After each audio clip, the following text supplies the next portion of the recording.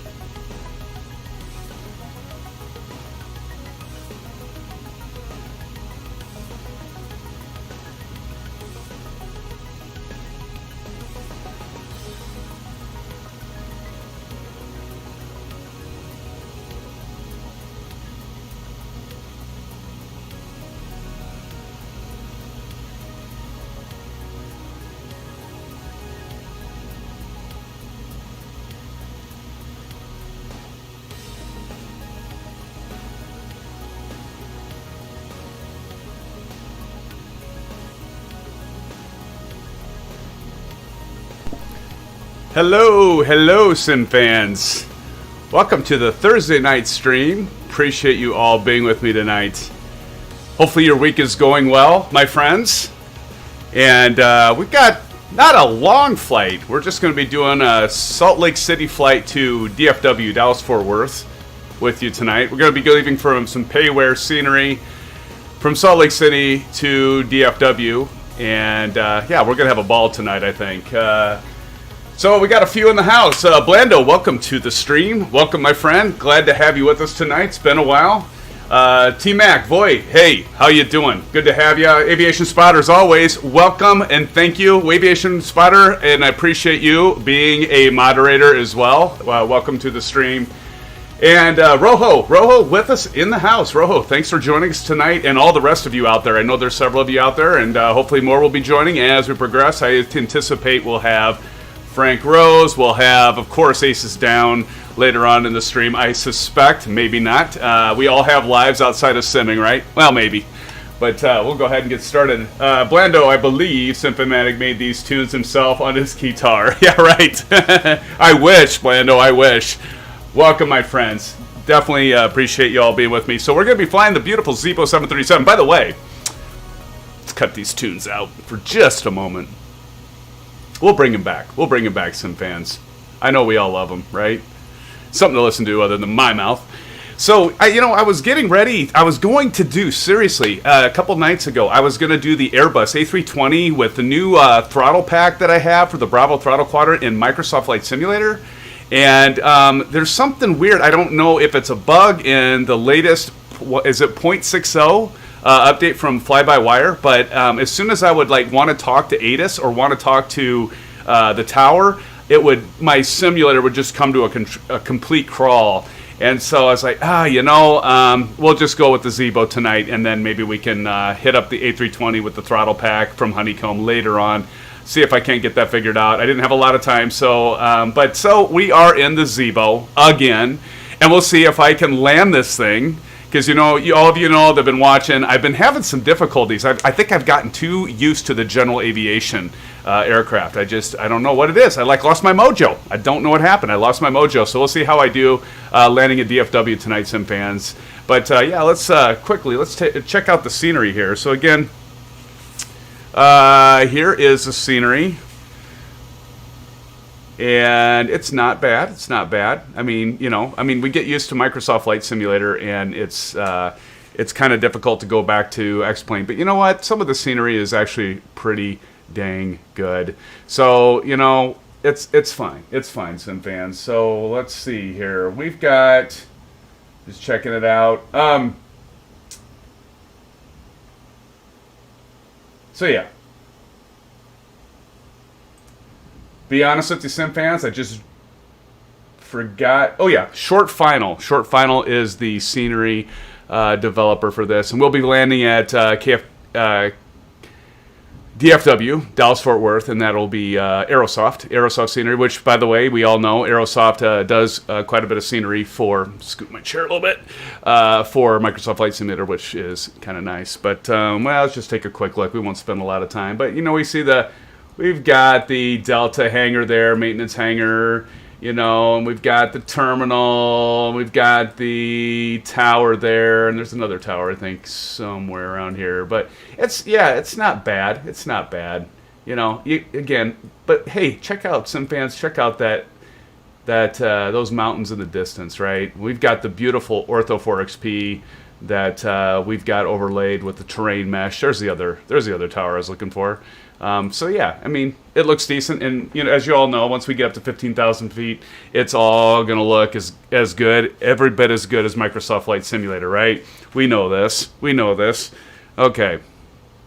So Sim fans, let's get. So I got it. The whole pre-flight thing going on. We've got our legs. So, we're not going to go through all of it, but we're just going to sift through here, and we can see all of our intersections and points. I've got all the discos out of there and all the vectors out of there, and so we should be good. We are going to be taking off from runway, I believe, 36. Let me bring up the flight plan for all of you, if you care to see it. So here we are. Ooh, thanks. So yeah, we're going to be taking off from runway 34 left. And then here is our route tonight. Times and weights. So the time, we got a block time of 2.5 hours, just slightly over that, SimFans. So not a long flight tonight. I won't keep you all up. I know some of you may have to work tomorrow morning early. So no worries. We aren't going to spend, until the wee hours of the morning like we do sometimes. We do those streams. So not tonight. So a fairly short route. So let's go ahead and get the rest of this done and ready to go. All right.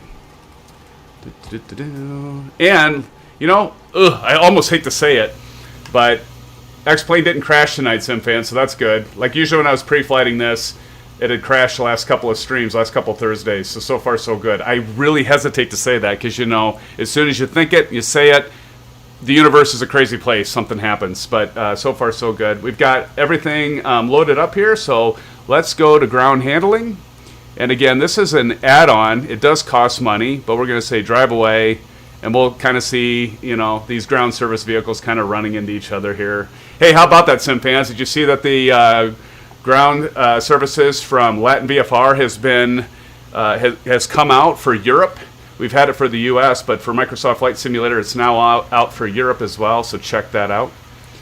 We're going to pull the ground service vehicles out, and so we can continue to get this aircraft ready to go. Okay. All right, first things first, we're going to start our APU. So we're going to turn on our forward one fuel pump, and let's get that started. 1, 2, wait a few seconds. That low oil pressure light coming on, we'll let go. Let's go on the outside so we can hear that APU start up. Love it, love it, love it. Especially that particle system. I love the particle system. I suspect we'll have that sooner or later in Microsoft Flight Simulator, right? Aviation Spotter, at least DFW will have pretty long runway to work with. Exactly, Aviation. Exactly, my friend. T-Mac, how can I get the DFW for free? I want it so bad. Well, unfortunately, T-Mac, it is a cost. It is a cost right now from Aerosoft. And, at some point, I don't know. Yeah, maybe you can get it on sale. Usually on the xplane.org store, you can get it for sale. So, I may have to keep that in mind, maybe do a giveaway for that or some other scenery. I've been focusing on Microsoft Flight Simulator, but I've been plugging into the X-Plane for all of you a little bit here. So I do like jumping back into to the great X-Plane simulator. It's kind of fun. All right, so now we got these lights in the inners. We're going to go ahead and turn those on.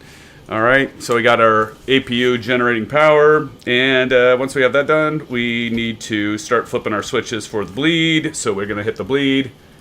We're going to watch these little gauges come up as we get that airflow going in. We got to get the AC voltmeter to APU gen right up here. So 1, 2, 3. Now we see we're drawing power from there. Blando says, do the giveaway. I agree. It's about time, isn't it? It's about time, Blando. I need to stop talking about it, and I need to do it. I know. It's coming. It's coming. And I will put in the title, giveaway. So watch for it, SimFans. I promise you, it will be coming. I do plan. I thought about this earlier today. I was out on a bike ride. I was getting back into the weather and doing road biking, and I was thinking, you know what? I got to get that scheduled in the next few weeks here. So do watch for that, SimFans. All right, so we're going to turn off that master caution light because that's just normal. We're not in any jeopardy. And we're getting pretty close. We are using Active Sky tonight, SimFans. So we are using real weather. Let me check what the pressure altitude is here, if I can find it. Where am I? Where am I? There I am. Okay, so we've got currently conditions are, survey says 30.06 is what we got to set the altimeter to. So 30.06. So, over there. Where am I going? I don't know. 30.06 over on the first officer. We got to get that set. So there we go. So we know we're not going to be, under the ground. Okay, so we got the altimeter set. Very, very good. First altitude, 35,000 feet tonight, SimFans. 35,000 is our cruise altitude for this flight. The FFC, that's all good. Elevator trim, I've already got that set. We got to close the doors. Let's look back and see our passengers in the back. Hello, hello. Hi, passengers. We're going to close that so we can have a sterile cockpit right now because we need to concentrate, right? Got the door closed. What else? All right, we got all that done. Fuel pumps all on, so we got to turn our fuel pumps all on. So click, click, click, click, click. This is kind of ridiculous, so I'll be honest, because we've got fuel in the center, and if we're only going 2.5 hours of flight, that something's off, I think. But that's okay. Better to have more fuel than not enough. If you've flown with me before, you know that. I've starved us of fuel, and we've had to do an emergency landing, so yeah, probably just as well, right? Okay, hydraulic pumps, we're going to get those going. So one thing you notice is, like, see, the speed brakes are up. Well, as soon as we flip the switch here on the hydraulics, those should come back. Those should come down. Let's check it out. And there they go, SimFans. We got the hydraulic fluid flowing, so they could come down. All right, let's get our pushback set. We go over here to our EFB, and we will go to ground services. And let's see. Wait a minute. Hold on. I've got to figure out. Okay, so what did I say? What are we taking off from? Anybody remember? Was it 3-6 or 4? 3-4? Is that right? 3-4 left? 3-4 left. Okay. So we are going to use the magic of something called AVS, or Airport Visualization System. And this is kind of nice because I like it. You put the taxiway on. You see, we've got this chevron here. That's our aircraft. And so we got to go 3-4 left. So just over here. So this is kind of nice because when we're doing our pushback, we can get our aircraft oriented in the right direction. But we'll just have them pull us out, and then we'll come right down here. And we're just going to draw kind of that line all the way to 3-4 left. We'll hit accept. And now we can see exactly where we need to go. So we'll just have kind of pull straight back out. So we're facing to the left or something like that. Something like that. Okay. Can everybody see that? You can't see that, can you? Let me pull that out of the way. All right. Here we go. So, better push back. Pre-plan. So, we just kind of want to do... And you use your mouse wheel to just kind of scroll your orientation of the aircraft. So, I just line that right up with the taxiway. And then click. And then hit Enter key. Ground to cockpit. Plan acknowledged. Call me through the menu when you are ready. Okay. So, we are... Are we ready? Are we ready, SimFans? I think we're ready. We're ready. Okay. Let's go. We'll call him. Request pushback. Ground to cockpit. Tow is driving up. Get that out of our way for a minute. All right, we can have our ground vehicles disappear. So we're going to go... I have this actually mapped to a keystroke. I just don't remember what it is. Ground handling. There we go. Show widget. And then we could just say hide all. And then they go away. And here comes... No, see, watch this guy. He's going to drive right through that building. See? Isn't he cool? And here he goes. Let's do a free camera look here. The look-see.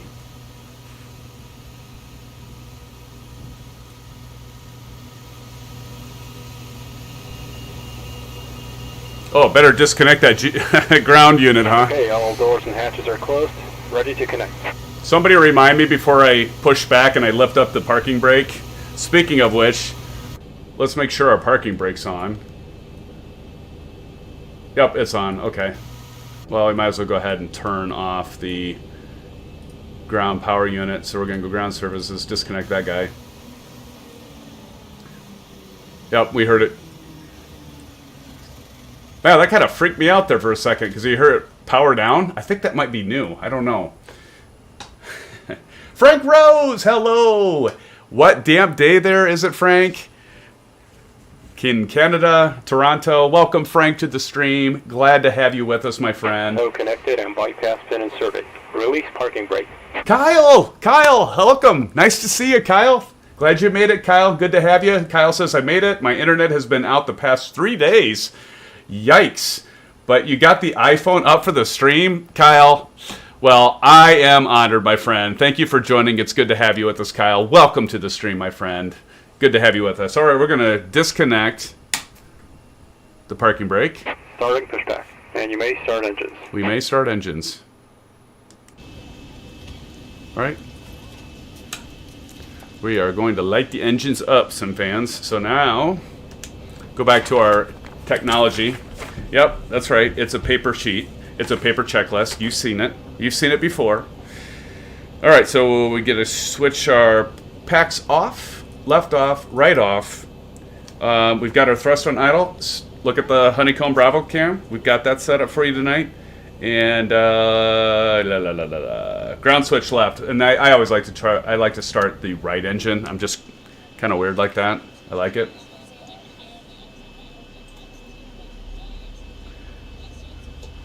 Hear that engine spool up, Sim fans? Let's listen to it. Oh yeah. Kyle says, hoping to have network up soon, but I'll die before I let it keep from the Saturday fly-in. Well, Kyle, thank you, Kyle, for the reminder. By the way, Sim fans, I don't have it scheduled yet. I'm going to schedule it tonight or tomorrow, but we are going to do a Saturday fly-in, and we're going to do some Hawaiian Island humping. Humping? I just said humping. Hopping. Oh, I'm done. I'm done, Sim fans. That's it. That's the stream. Thank you for joining. I appreciate it. No, I don't know. Where is my head tonight? Island hopping. Thank you. Island hopping. We're going to be doing some island hopping tonight. Better get this. Oh, this is what the stream's going to be like tonight, Sim fans. Hold on to your pants, because you're in trouble. You're in trouble with me tonight. Complete. Set parking brake. All right, parking brake set. Disconnecting. All right. Stand by. There it goes. And she's lit. Expert Gamer. Welcome, Expert Gamer. Good to have you back. Yeah, I'll do that. I don't know. My mouth is a lot of times disconnected from my head. Well, you should be, Kyle. Be excited for Hawaii, because it'll be a blast. Island humping. Where did that come from? I don't know. With me, you never know what's going to come out of my mouth. I really should stop right there. I should really stop. Okay, so we're going to disconnect hand signals. All good to go. Yes, thank you for trusting me as your captain tonight, Sim fans. Only in simulation, of course. All right, so now we're going to go ahead and hit continuous on that, and we're going to start up our left engine. And let's take a look at that. We'll zoom in here. Hose disconnected and bypass pin has been removed. Hand signal on the right. Well, see you next time and have a safe flight. Blando says, don't need any pants when doing some island humping. Absolutely correct. That's the beauty of island humping. I don't know. It's only the beginning of the stream. I am in deep trouble, Sim fans. I really am. I mean, what has happened? All right, let's go ahead and put in fuel for that left engine and go. Lit. And let's watch that engine spool up. Whew. It is a full-figured plane. Full-figured. Exactly. Oh, brother. You know, for a short night, it's going to be a long night for me, I think. I think I'm going to get a lot of crap in chat tonight, Sim fans. I can already sense it. All right, continuous there. Okay, we're on continuous. We are set. Now we're going to have to go ahead and set our generators left and right, right? Is that right? That's right. Yes, that's right. Okay, so outer blue, left, right. Notice the DC amps coming down to 0, so that's good. We got to switch this to Gen 1, and then that way it's pulling from our engines. Now that we have that done, we can turn the APU off, so we're going to go ahead and click that off. Light will go off there. APU bleed can come off, our packs can come on, and air is going to flow back to our passengers. Of course, we're going to turn the probes on. We're going to turn the window heat on, engine anti-ice, yaw damper. I'm starting to get back in the groove, Sim fans. Can you tell? We're going to put our flaps 3 notches down, which should be 5. We'll watch those come down. I think it's kind of cool, the cabin announcements and stuff that come with. It's like, who's bought, like, there's like several PAYWARE versions of a cabin announcements, but these are all free with the Zibo aircraft, Sim fans. I love that. Kyle, my years ago, CFIG is also a 737 sim instructor for this very airline. Is that right? Awesome. Awesome. But I know we need to get that guy to join your stream. We do. Yeah, we really do. All right. So that's set. Now we need to go ahead and get our auto brake set to RTO. So we got that set, and we're getting close. Auto brake RTO, pushback ended, taxi lights on. You know, you'd think I'd have this memorized by now. Runway, turn off lights, taxiway lights, and I think we should be good there. Yep, got that one. Autopilot up, disengage bar up, flight directors. Don't forget the flight directors, SimFans. Never, ever forget the flight directors. Turn that left one on first. So that becomes primary, and then our auto throttle will turn on. Indicate airspeed, we've got set at 147, so that'll be our rotate speed, 147. Heading runway, heading is 3/4. We have 3/4 left, so we're good there. All right, let's go to the holding point. Let's go ahead and bring ABS back up. We are using the Thrustmaster TPR pedals tonight, as always. All right, SimFans, I think we're ready. Turn that parking brake off. Give it some gas.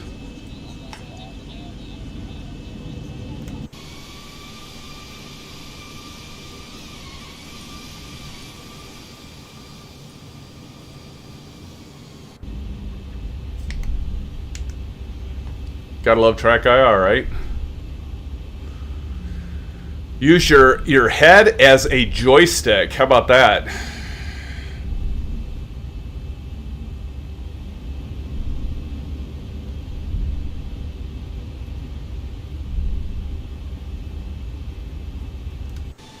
Let's take a look from the tower.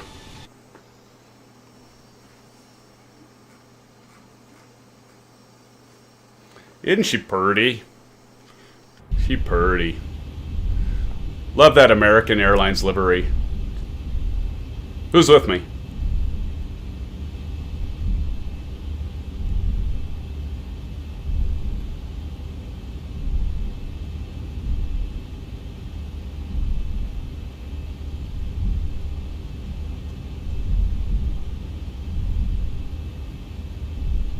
So we're also using Traffic Global tonight. And I've often noticed, like, even if I launch with ActiveSky, I launch that, and sometimes I'll be like going the opposite direction of where the aircraft are flying in, and I think it's like a timing thing, maybe. I don't know, just a guess. But it seems like the Traffic Global like loads a different METAR or something, and it's going the opposite direction sometimes. Kyle Summers, does anyone do airliners in X-Plane with VR? Oh, that's a good question. Anybody know the answer to that? I don't do VR, Kyle, so I'm not sure. That's a really good question. I'd be interested in the answer to that, too. Anybody knows the answer to that for Kyle, please please respond in chat. This is kind of interesting, isn't it, SimFans? We got all these ground service vehicles right in the way there in the middle. Not quite sure why that is. Is that a normal thing? Who's been to Salt Lake City? I have actually never flown into Salt Lake City, so maybe that's actually a normal thing for them. I don't know. We're going to follow this all the way around. Oh, isn't that the truth? Isn't that the truth, Kyle? Polished silver AA from back in the days. I know. It's like we used to be able to get that with the Mad Dog, right? The Super 80. We would get that with the MD-80, right? That nice chrome that would blind you if the sun hit it just right. You know, you'd be in the cabin, you'd be looking around, and there'd be like this light reflection from the sun off the fuselage of those aircraft when they had that livery. Ah, man, I know it. Captain Maddie, how are you doing? Welcome to the stream, Captain Maddie. Good to see you. Good to see you. How's Josiah? Hopefully doing well. All right, we're going to pull up right here, the hold short, and we will get underway here. SimFans, we can take off the AVS. We'll turn that off.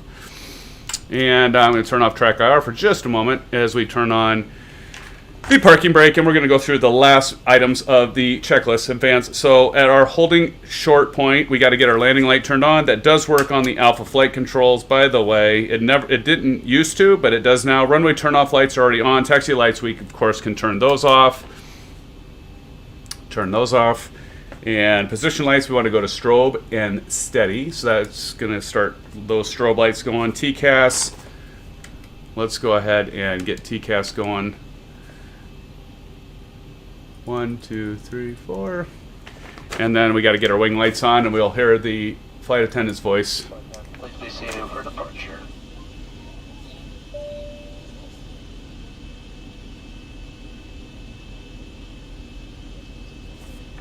Oh, I wasn't in the cockpit, so we didn't get to hear. Okay, are we ready? Frank Rose, did ever check out the safety video of the Qantas? Oh, you know what? Actually, to be fully honest, Frank, I forgot to do that. I know that wasn't that in our last stream? I know that Aces put the link down, and by the time I got done, because I was busy flying, Frank, I never got a chance. I will check that out. And what I might do, Frank, is put that in the PAC-X, because I've talked about the PAC-X before. That's the passenger simulation that you can have load up in either X-Plane or Microsoft Flight Simulator. So, Frank, I apologize. I did not get a chance to check that out. I will do that, sir. I will check that out. All right, SimFans. And then I'll even use that. Maybe we can do a Qantas livery, Frank. And here we go, SimFans. We can do a Qantas livery and then check that out. We'll have them do the safety announcement as we back out. Going to the, yeah, couldn't really see, could we? Turn our track IR on. We have anybody to the left, nobody to the left, anybody to the right, nobody to the right. All right. Here we go, 3-4 left. Straight ahead, too. How about that? That's kind of nice. No, like, major banking. Let's go ahead and come to a stop here. Okay, let's go ahead and do the thrust.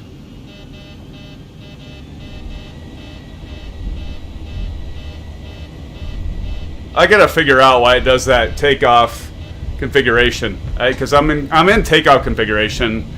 I don't know. There's something messed up with that, or messed up with me. I don't know. I might be doing something wrong, but it's. I think I got everything set. 80 knots, pull back on the yoke, or stop pushing forward on it anyway. Use the rudders, keep our nose straight. Wait for that VR rotate, right? V1, rotate. Here we go. And watch, the throttle will probably cut out too. V1, rotate. Rotate. Now let's see, when I pull off, will the throttles cut out? See, they just did. Notice that? I just reset it. Gear up.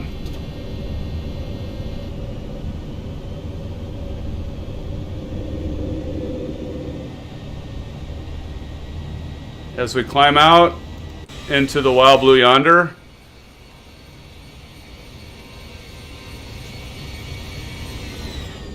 Love that flyby. Love that flyby. Gonna zoom out a little bit here, SimFans. We're gonna be banking right here shortly.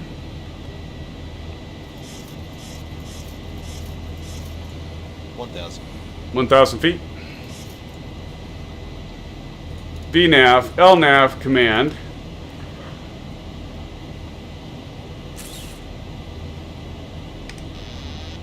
Oh, I forgot to change that. Some reason that disconnects my autopilot. I don't know why, but it does. I gotta change the mapping on that. I forgot to do that. I meant to do that because I remembered it happening last time we flew. I know, right, Kyle? It's pretty scary.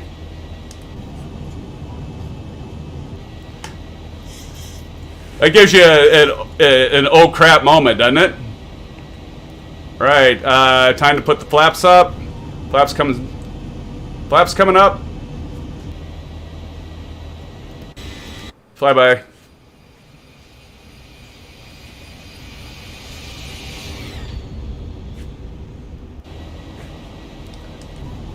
So Kyle, did you see that we're landing at DFW? Nice long runways for me. Like Aviation Spotter said, I've got nice long runways. So if we need to float for a while just to get that smooth landing, we have plenty of runway. I honestly don't know what my problem is lately with this aircraft.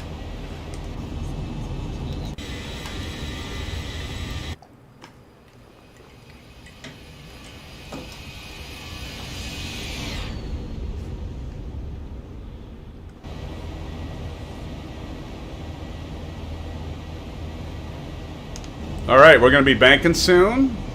There's the salt.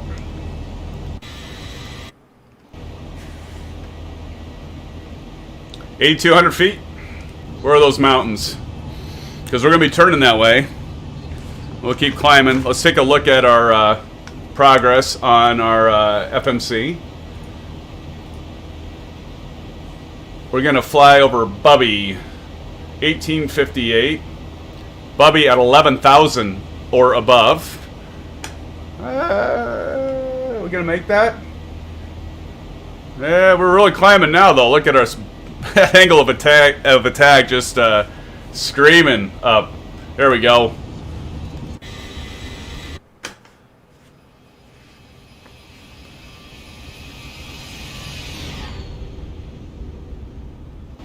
You still gotta love X-Plane. I mean, seriously. Alright, we're above 10,000 feet. We're gonna turn off our landing lights. We're gonna turn off our runway lights. We're gonna turn off our wheel well, and we're gonna turn off our wing light. And now, we go dark. Get above that 10,000 feet. Let's see if the, we're gonna have a cabin announcement here. You know, usually over 10,000 feet we get that, right?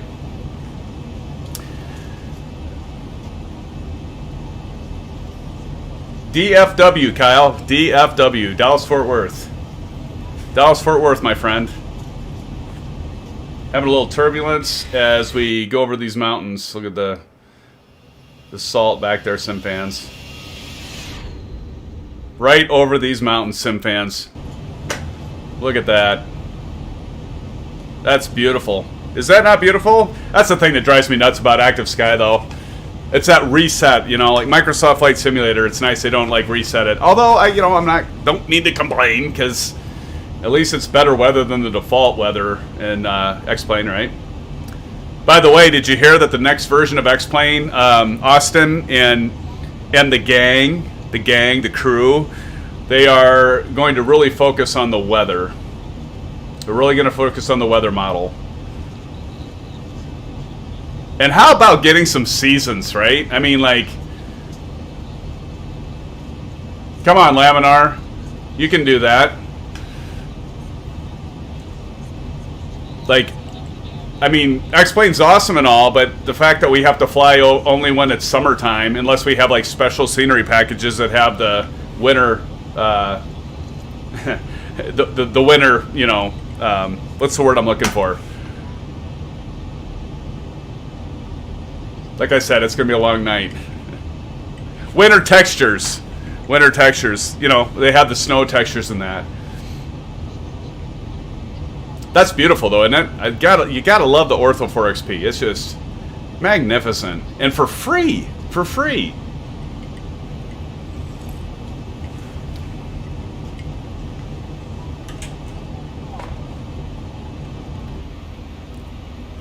Let's scoot out a little bit on the MFD. So we're going to go a little farther out there. We can see. So this green arc here, that is our top of climb, or T/C, or TOC, that you'll see it in SimBrief.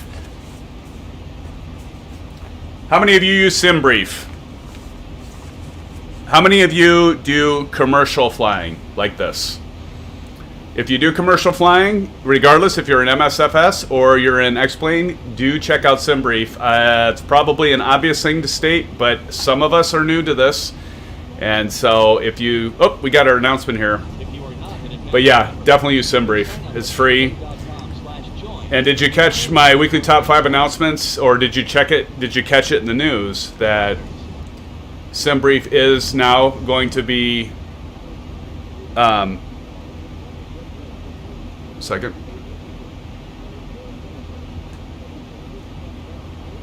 Nope, that's okay.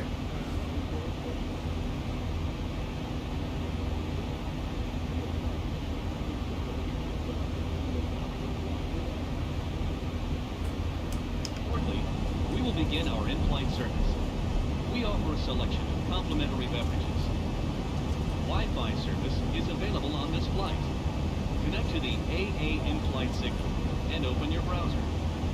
You can access AA.com free of charge. That is a good question.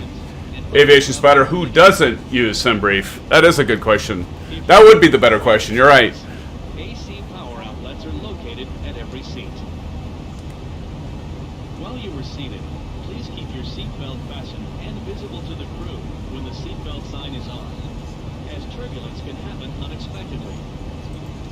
If you open an overhead compartment, use caution, as carry-on items may have shifted during takeoff.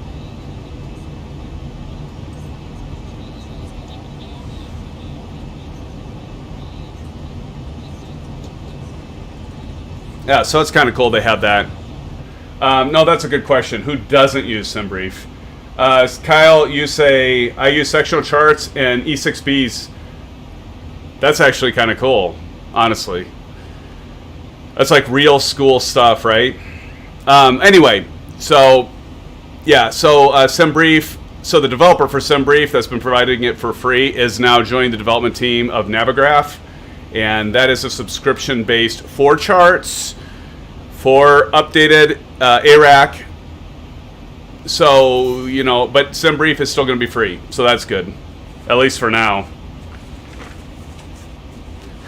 How many of you, when you saw, like, yeah, when SimBrief was going to join and merge with Navigraph, thought, oh boy, are they going to start charging for that now? You were... I was actually pretty impressed, Kyle. You should have just went with that, man. I was totally impressed by that. That's the problem with chat. You never know if somebody's joking or they're being serious, right? Kyle, I think we were talking about the E6Bs in one of the streams, right? Remember the days of E6Bs? Still good to have, though, right? Still good to have the understanding, because you never know when that damn GPS is going to go down. Get so spoiled, though. So, real quick story. It's kind of funny. When I was practicing short takeoffs and short landings, there was I think it was a citation, and a couple pilots that had flown in a citation to the municipal airport where I live, and I taxied back to the parking ramp, and I got out of I had a Piper Warrior 151, and I get out, and one of the pilots came over and he's like checking out the aircraft. He's like, yeah, I saw you doing short takeoffs and that. And I'm like, yeah. And he's looking in the cockpit. He goes, you know, I don't even know if I could fly this right now. He goes, I've gotten so used to the, you know, GPS and flight management computer that he's like, I have to jump back in here and like relearn the steam gauges. And I know he was half joking, but you know, sometimes you can get too reliant on that stuff. So, point being, Kyle, keep that E6B, keep those E6B skills to the top of the list, right? /S for sarcasm. I need it. I need the /S so I know when you guys are serious or being sarcastic. It's all good, man. You know what? Honestly, though, swear. So when I was working on my private pilot's license, my PPL, I actually would go into X-Plane, and don't worry about the master caution. It's just our center fuel tank is running out of fuel. But when I was practicing for my solo, honest to God, I jumped in. Actually, no, it wasn't X-Plane then. I think it was either Prepared or FS10 at the time. Probably FS10 back when I had my PPL training.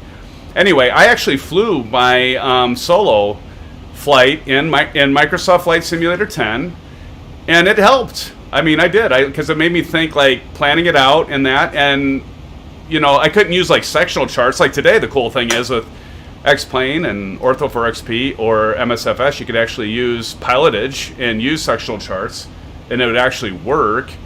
But seriously, I practiced my solo flight before I did it for real. Honest to God, I did. So any of you that are working on your pilot's license or thinking about it, I'd recommend it. It's nothing that would hurt you with it. It's going to help you get familiarized at least with the territory. All right, got to switch to the standard pressure, pilot side, and first officer side. And the master caution says fuel, but that's nothing to worry about because if you look here, it says 0. The center tank is at 0. That's why it's worried. But if we turn these off, there's low pressure because there's no fuel for the pumps to pump. We turn that off, then the master caution goes off. Oh, thank you, Aviation Spotter. I always forget to turn that off. I rely on you to remind me of that. Thank you so much. Got the auto brake turned off. Thank you, sir. Kyle, I need to check the logbook, but I think my first solo was a 3.5-hour glider flight thanks to the great thermals out that day. That's amazing, dude. That's amazing. All right, well, we're still climbing out, so I'm just checking the checklist here. Climb auto brake off. Thanks, Aviation Spotter. It's right there at the top. We got the landing wing lights off, the runway turn off lights, wheel well. We already got the window heat and ice switches. Altimeter we did. Just forgot the auto brake, and thanks to Aviation, he got us straightened out there. All right, well, we'll just keep climbing to cruise, Sim fans. So as we can see over here, we got the top of climb. So that little, see, that green arc should match right up with that green circle. And that's normal, that arc going up and down, because as we pitch differently with the aircraft, it's just going to naturally do that. Right? Right? Right.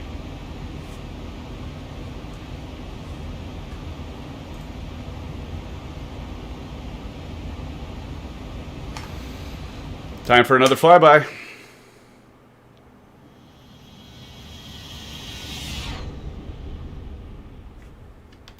Kind of interesting. So, one of the things with Ortho4XP, I pointed this out before, but, you know, it's satellite imagery, so it will catch some of the clouds that aren't actually clouds. Those are part of the ground textures, as you all probably realize.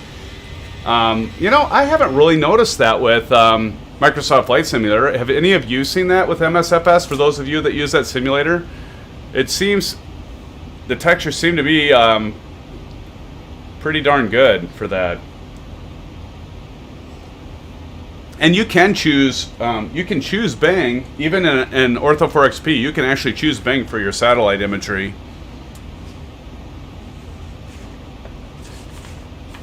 But I don't know. But seriously, other than, so that kind of takes away a little bit of the immersion, the clouds and the textures. I mean, I got to be honest. But other than that, if it wasn't for that, it'd be like, yeah, this is just as good as Microsoft Flight Simulator. I mean, as we bank to the right, I mean, that looks pretty damn good, if I do say so my damn self. But yeah, it's pretty nice scenery. And for free, you can't argue with it, right?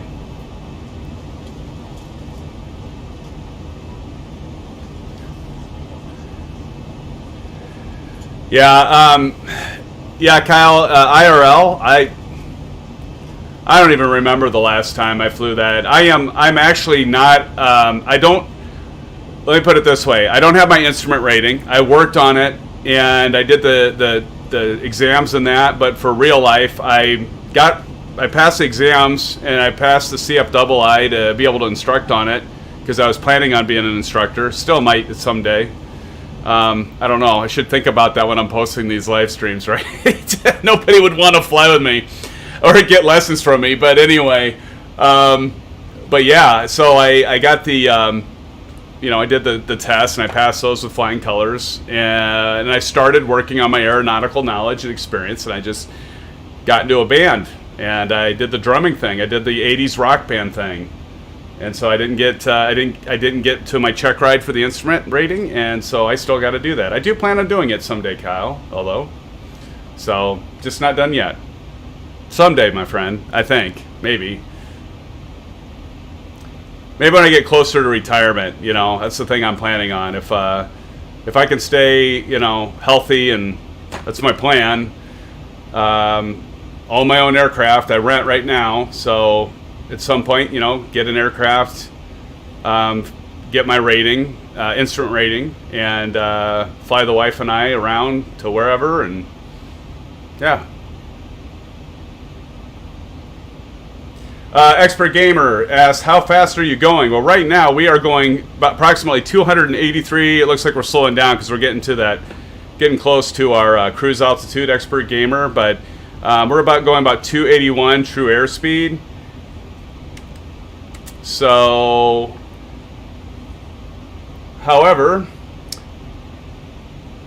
If you look at ground speed, because true airspeed is always a little bit different, or I should say that's airspeed, indicated airspeed, not true airspeed, I'm sorry. Indicated airspeed. True airspeed's 452 knots. And right there, Expert Gamer, we're going 570, or 507 knots, which is pretty good clip. I think we could beat most NASCAR race cars, right? At 507 knots. So we're going a pretty good clip. Expert Gamer, you're a student pilot. Right on, man. Right on. How far are you, Expert Gamer, as a student pilot? Did you just start, or are you getting close to your solo? Are you getting close to your check ride? That's awesome, Expert Gamer. Really, that's awesome. Cheers to you. That's great. It's great to have. We've got all kinds of sim fans on here. We've got just Fanatic simmers. We've got new simmers. We've got real pilots. We've got glider pilots. We've got mechanics. We've got ramp personnel. With Frank Rose, work in Toronto. And we have probably just casual gamers that maybe aren't into simming that just kind of want to check it out, which is all good. By the way, my microphone might be a little too close. Am I too loud? I might put that back a little bit. I'm just naturally a loud person, so let me know if I'm too loud. You know you're too loud when you clip your Blue Yeti mic and you have the gain down to almost 0. Now, what's that in front? Is that actually that might be something on my monitor. That's something on my monitor. I thought maybe there was an aircraft in front of us, but it was just a speck on my monitor.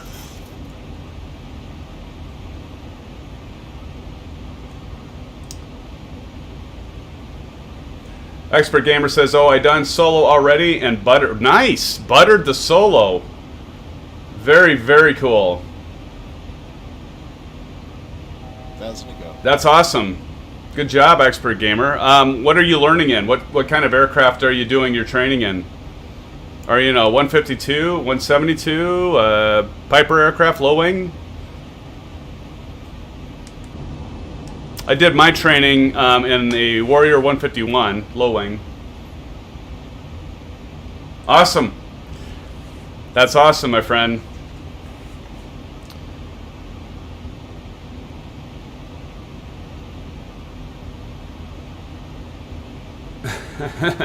Blando. It's a giant blimp on the radar. Yep, keep at it, Expert Gamer. You can do it. Get that experience in. You're 172. Awesome. Are you in a part 151 or are you a part 61 for your PPL? Kyle says, get the check ride scheduled and in the books. Absolutely.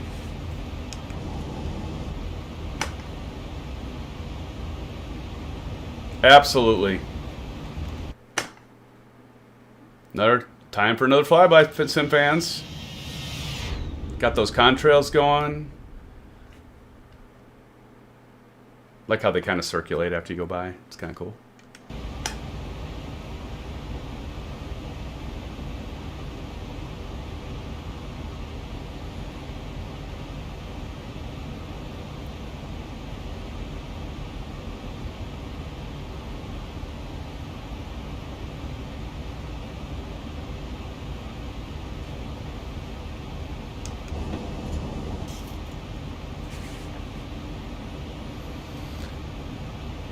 Kyle says 141 or 151.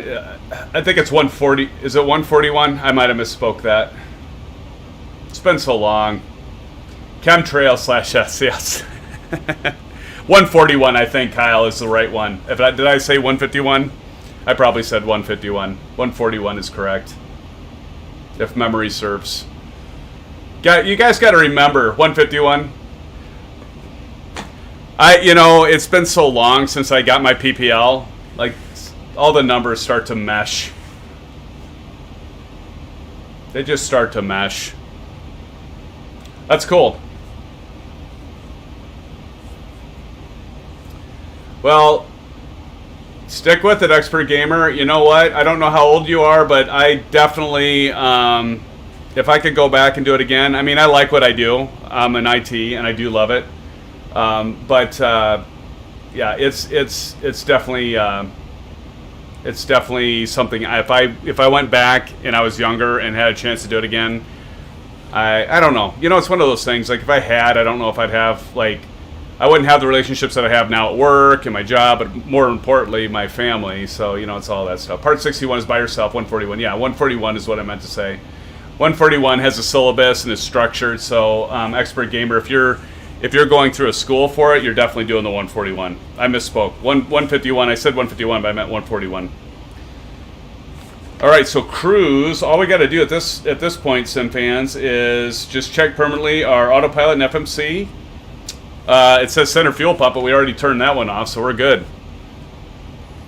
Where'd I get 151? See, I told you guys it's gonna be one of those nights for me. It just is.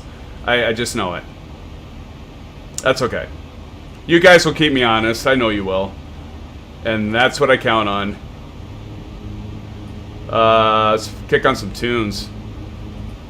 I didn't really want that song, though. Jazz or electric? What do you guys want? Any votes? Jazz or electric?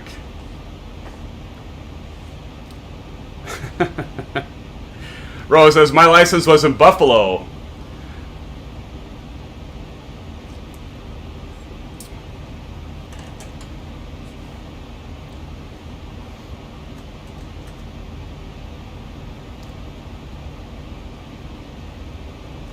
Buffalo hide.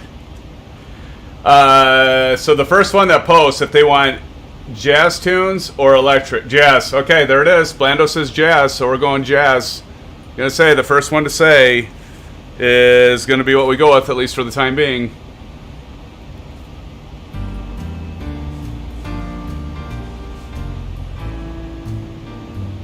Oh yeah, that's the one that's like speedy and then just like goes slow. D Yankee is the name of this one. Everyday routine. Is that too loud? Electric jazz? Oh, they'll have it. You know they have it. That's probably a little loud, isn't it? It's hard to tell what you guys are hearing versus what I hear with this headset. Is that good?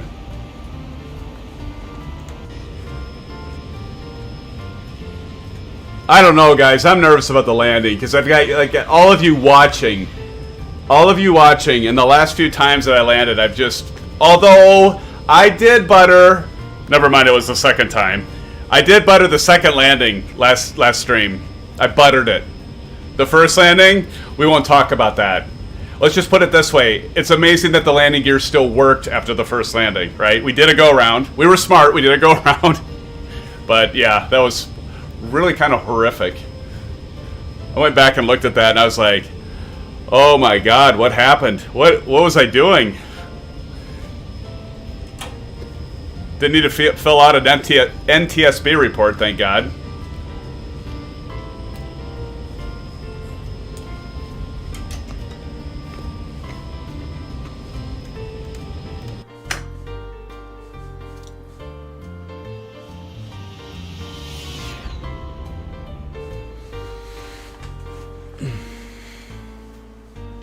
How many of you have the track IR? This guy, this whole thing. Anyone? I know that some of you have it.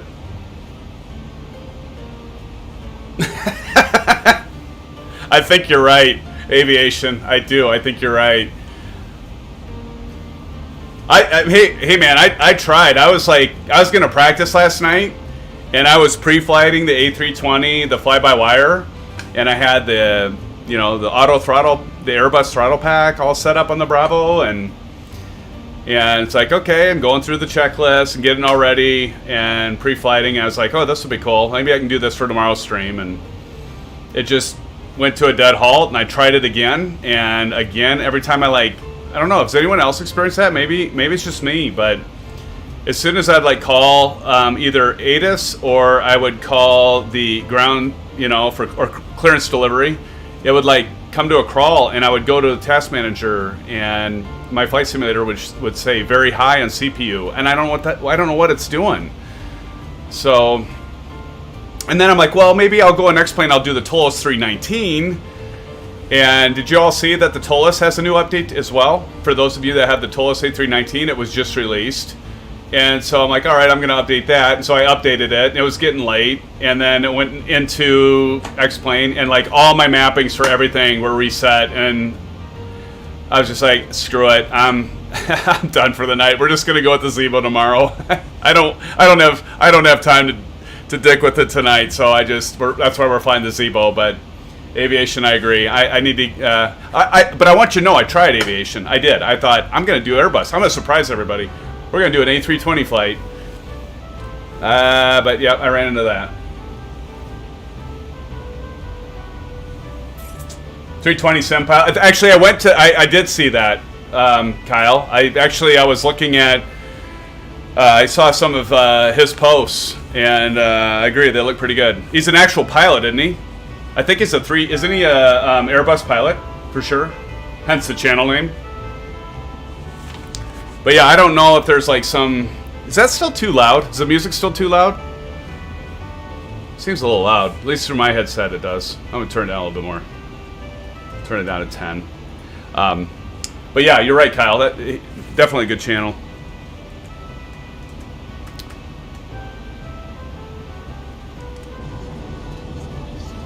Oh, we should do our announcement here, SimFans. Like we're the captain here, so let's go over here, go to home, PA, and since we leveled off, let's do that. Good afternoon, ladies and gentlemen. So we're leveled to our initial cruise altitude, expecting a fairly smooth ride today. We have the seatbelt sign turned off, and while you're seated, we do ask that you keep your seatbelt fastened about you at all times in case you encounter unexpected bumpy air. And we do thank you for flying with us on American.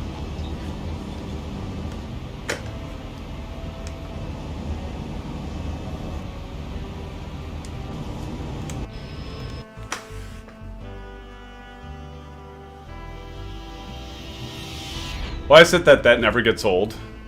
The fly high.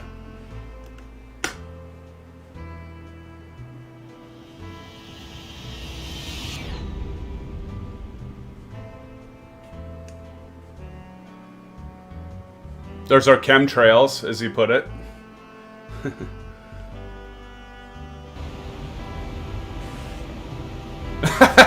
Expert gamer, I missed that. What did you say before pushback, LOL? Oh yeah, you heard right. You heard right. I don't know. So again, as a reminder, we are going to be doing some Hawaiian Island Humping, as I said, mistakenly, this Saturday. So we're going to be doing a fly-in multiplayer, SimFans, and Microsoft Flight Simulator. Watch for that. I haven't scheduled it yet. I went to schedule it earlier today and got caught up with work stuff. So do watch for that. We're going to have a bunch of fun Saturday night at 8:30 Central Standard Time. So do consider that, depending on where you live, of course. But our first fly-in was actually super successful, I thought, and so we're gonna have some more fun. And instead of being in the Caribbean, we're gonna go to the Hawaiian Islands and do some island hopping or humping, either way. Can't believe I said that.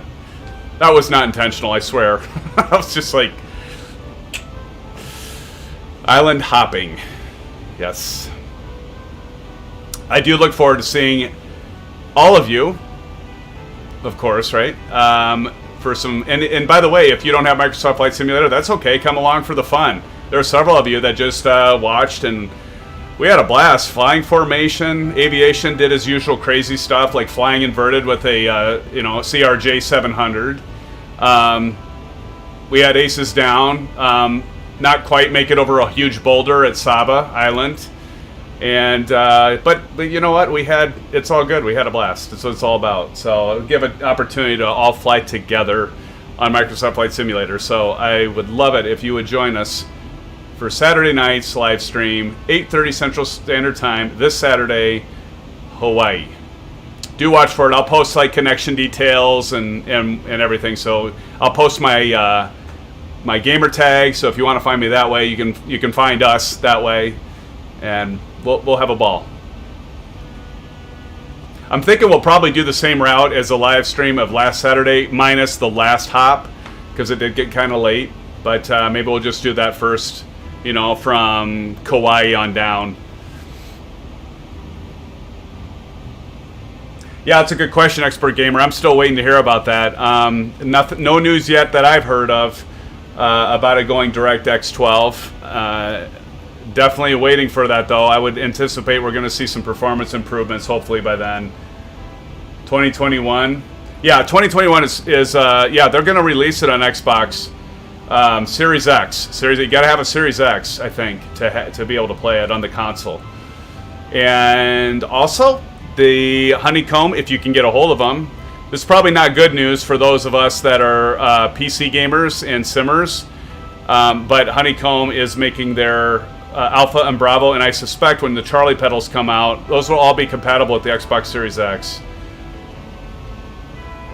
So I think it's a good thing, not so much for all of you that are still waiting to get a hold of the Alpha or Bravo, but it's going to open up the market a bit, and honestly, more the better, as long as they focus on the core of the simulator for us PC simmers.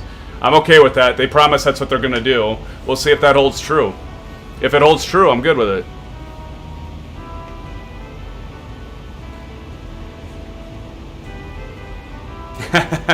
Well, thanks for watching, Expert Gamer, the top 5. Yeah, I'm waiting, friend. I'm waiting, SimFan, for it. You know, and I will be sure I announce it. It'll be the number 1. You know that. You know it'll be a number 1 as soon as they announce that, for sure. Definitely.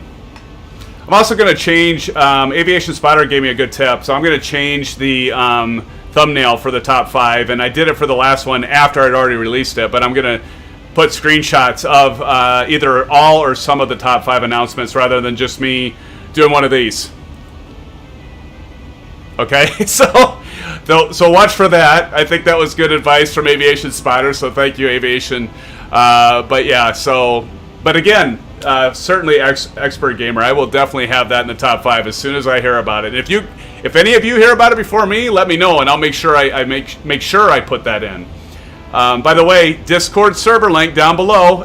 Aviation Spotter or Blando, if you could put the link in chat as well, that'd be great. But the Discord server is below. It gives an opportunity for all of you to post screenshots. I don't care. We had Kyle. Kyle, you posted a picture of your camera. You do camera work for advertising and film and that, which is awesome. So it's a good place to general chat through the week. I do check it throughout the week. I'm not like on top of it every single minute of every day, but I do pop in there and check. So Discord below, check it out.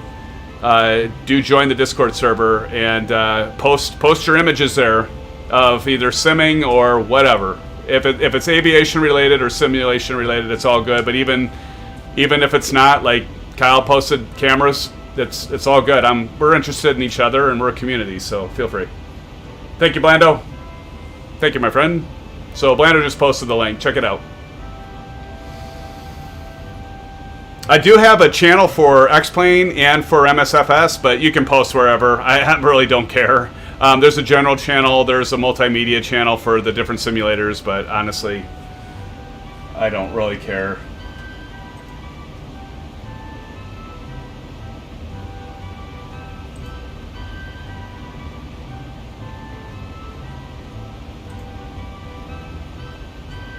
Oh, Blando posted something.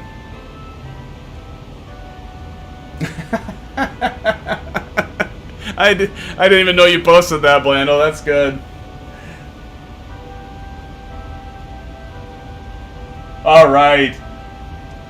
Riplacuz, welcome to the Discord server. He says, just slid into the server. Awesome. Awesome. That's cool, buddy.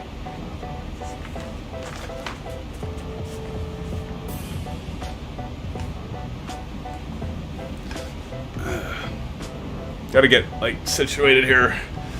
You guys like my shirt? I've worn it a few times during live stream. My wife told me, she's like, well, that's about true. That is what makes your heart beat. And I'm like, oh, come on.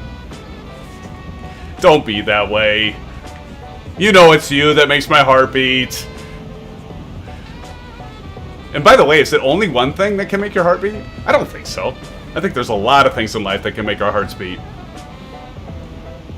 Not just one.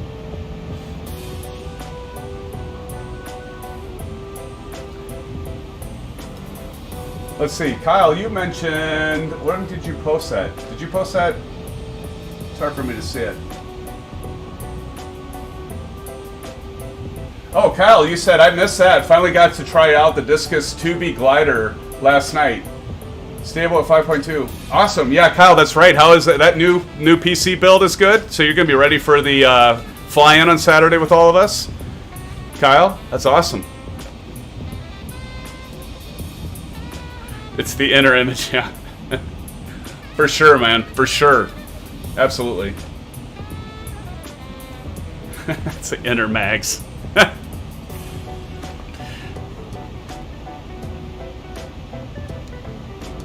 Captain Matty says, have you ever heard about SCP?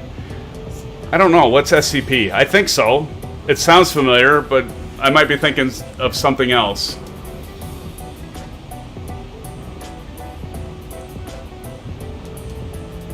That's all good, Expert Gamer. No worries. No worries. That's okay. My gamer tag is Original Mr. Mean. Right, Blando? You've known me as Original Mr. Mean, or even Mr. Mean before Microsoft made me change my gamer tag way back. I mean, I know I talked about this before. I had the original Xbox. Xbox Live, when it just came out years ago, I was like, everybody when we did LAN parties back in the day, because I'm old, my name was Mr. Mean. Mr. Mean, actually. And so I had that for my Xbox Live. When Xbox Live just came out, I had it, and I had it for probably a year or two, and then I get this notice that it was too offensive and I had to change it. So I changed it to something original.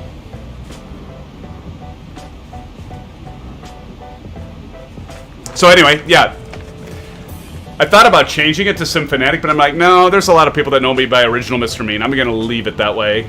And Blando, I know you go by Blando Calrissian, as we can see in chat, but you had Incredibly Meh for your YouTube channel. By the way, Sim fans, check it out. If you're a Call of Duty player, a first-person shooter, Blando that's on with us tonight as a moderator, he has an excellent channel. He's done a really good job with his channel. So I know some of you do first-person shooters, even Call of Duty. Do check it out. It's a really good channel. He's done a really good job with that. So, but yeah, Blando, you changed your channel name from Incredibly Meh to Blando Calrissian because your friends knew you as Blando. Well, my friends knew me as Mr. Mean. So, anyway, Expert Gamer, no problem.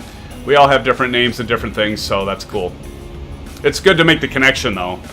Like, I really like Captain Canada. If you've ever checked out Captain Canada, if you haven't, check it out. He's awesome. He's really good. I support his stream, and I was actually drum phased for that, and then I switched to SimFanatic, and so you want to make that connection. So it's like, hey, I'm supported the channel for years, and I was drum phased. I'm now, I'm SimFanatic, so know who you're talking to, Captain Canada. But yeah, he's great. Check him out if you haven't already. He's awesome. I really dig him. So let's check our progress, Sim fans. Let's check it out. But definitely check out Incredibly Meh, Blando Calrissian, also known as, right? So we've got that top of descent is 2041. So what time do we have here, Sim fans? So we've got just over an hour. This is going to be too short a stream. I'm not going to be ready to be done. I'm feeling the mojo right now. Feeling pretty good. Feeling pretty good.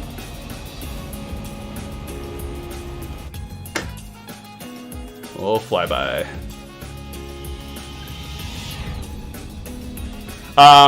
Couple other things, Sim fans. I will be doing the version 2.0 review of the Bravo and Alpha.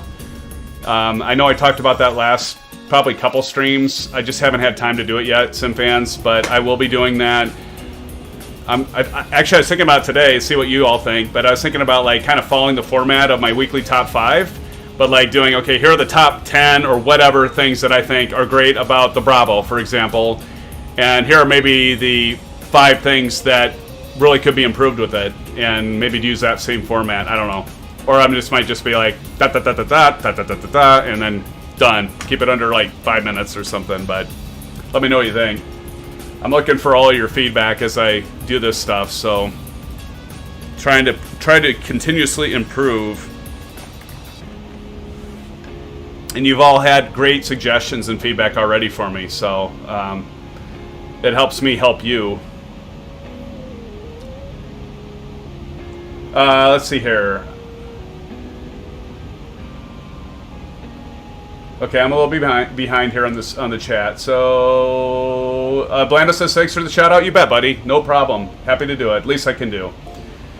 Kyle, you said PC is ripping. Cool temps, great performance. That's good. Stability's good, you said. So, that's awesome, Kyle. I'm still waiting, man. I've come that close to pulling the trigger a couple times, and I just haven't done it yet on a new PC. So I'm still sitting my 1080. You know what's really kind of amazing though? I started doing some benchmark reviews with the 1080 versus even the 3060. It's not that far off. I'm like, well, why would Not that I'd buy a 3060 right now, but that's awesome though. That's awesome. Let's see what next. Kyle says my first ever online username was 747 6. Nice. Expert Gamer, and the stream you did when I first joined, I was looking for someone to show me how I can get a good PC. Anyway, you helped me out, and I have a PC that can run MS. Oh, good! Well, I'm glad, Expert Gamer. That's right. I remember responding to you in that, and so glad I could help you out. Thank you for giving me that feedback, Expert Gamer. I appreciate that. It makes me feel good that I could help you on that. Thank you. Appreciate it. And then Kyle says, I played so much RuneScape as a kid with the username LOL. RuneScape? What is that? I don't even... What is RuneScape? That's your tag, or that's the name of the game, or both? I take it was both. Aviation Spotter says, well, you can always do a bush trip with the 737. True. That could be fun. That could be a lot of fun, really. We can do crazy stuff like that. You've all seen me do stuff crazy. Captain Matty says, SCP is where an organization contains mysterious creatures, objects, and have human guinea pigs. Huh. Interesting. Was not aware of that. Again, probably shows my age. Kyle says, I don't mind longer reviews when there's good info. Good. All right. Well, thanks for the feedback, everybody. Appreciate it. Oh Lord, RuneScape was an old Java game, online adventure. We're okay. I never played that one, Kyle. That's cool.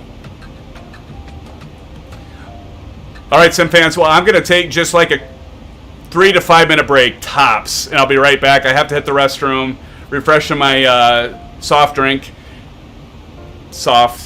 and I'll be right back. I'm going to go on the outside here.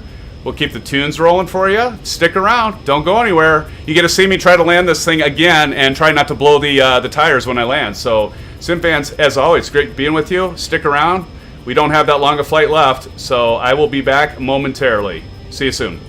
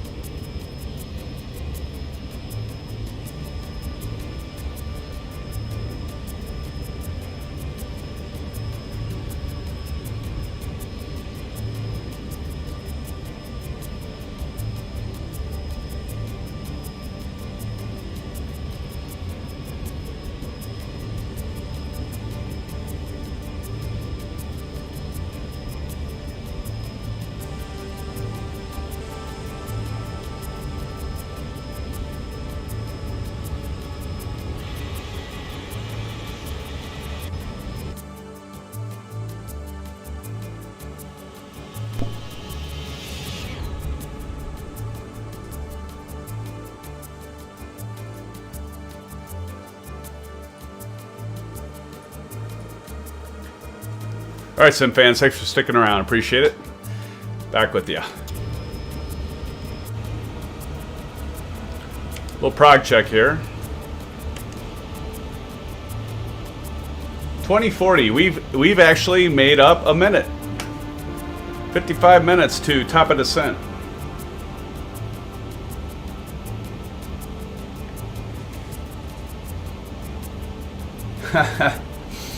Kyle Summers says, drink break, have a guard drink for me. Absolutely, Kyle. Awesome. It is. It is. I've got a little something in it. Little pick-me-up, if you will, Kyle. Little pick-me-up.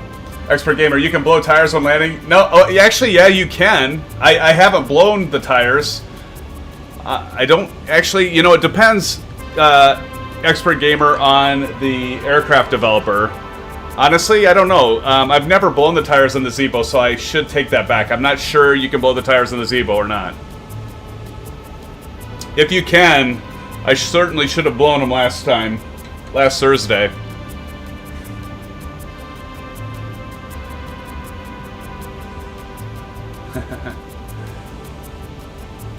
Exactly, Expert Gamer. Yes, I hope I don't land too hard.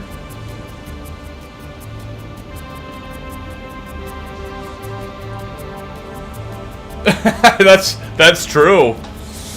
Aviation, you might be able to go inverted in FS 2020, but if you try an XP11, it'll slap your realism in your face, and instead of your plane crashing, your sim crashes. That is true.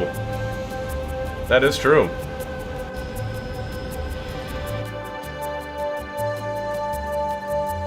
Yeah, and that does suck, because you gotta reload everything.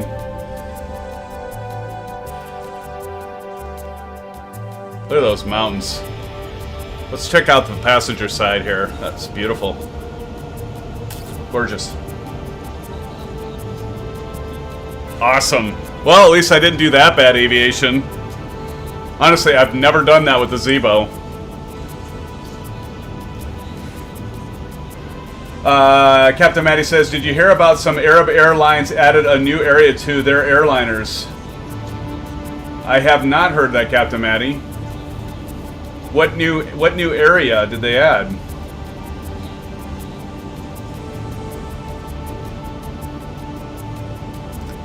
The 737s do tend to land hard. I don't know what's happened. I kind of want to think, and I'm just, this is probably my ego.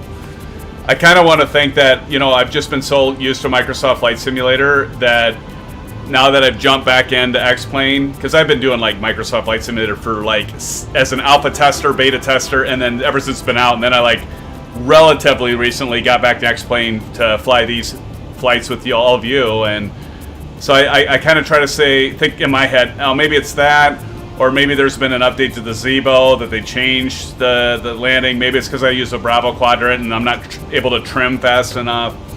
I try to come up with any kind of excuse than it being my piloting skills, and honestly, it probably is my piloting skills, to be honest.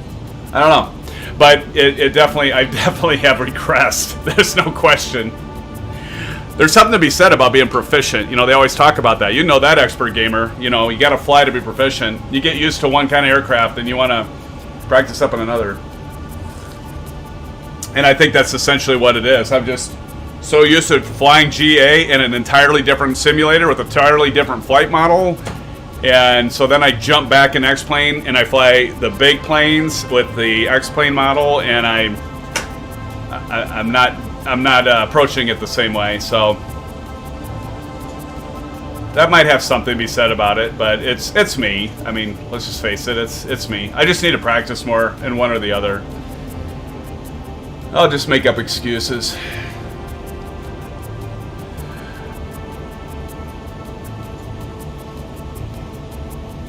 It's a minor mosque area. Interesting. That's interesting. I had not heard that, Captain Matty.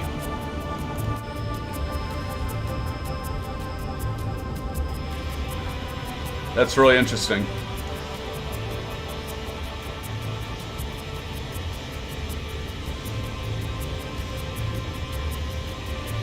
Yeah, right, Kyle. Currency versus proficiency. Exactly.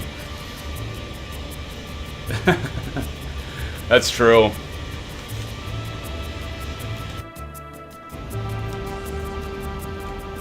So again, because you're with me tonight, I'll give you some things that I like about the Bravo Throttle Quadrant and things that I think could be improved. So, and these are obvious things. If you have the Bravo Throttle Quadrant, you already know these things. But if you are looking or waiting to get the Bravo Quadrant, here it goes. These are the things that I'm going to cover in the 2.0 review. Definitely like the fact that you can change the what happened here.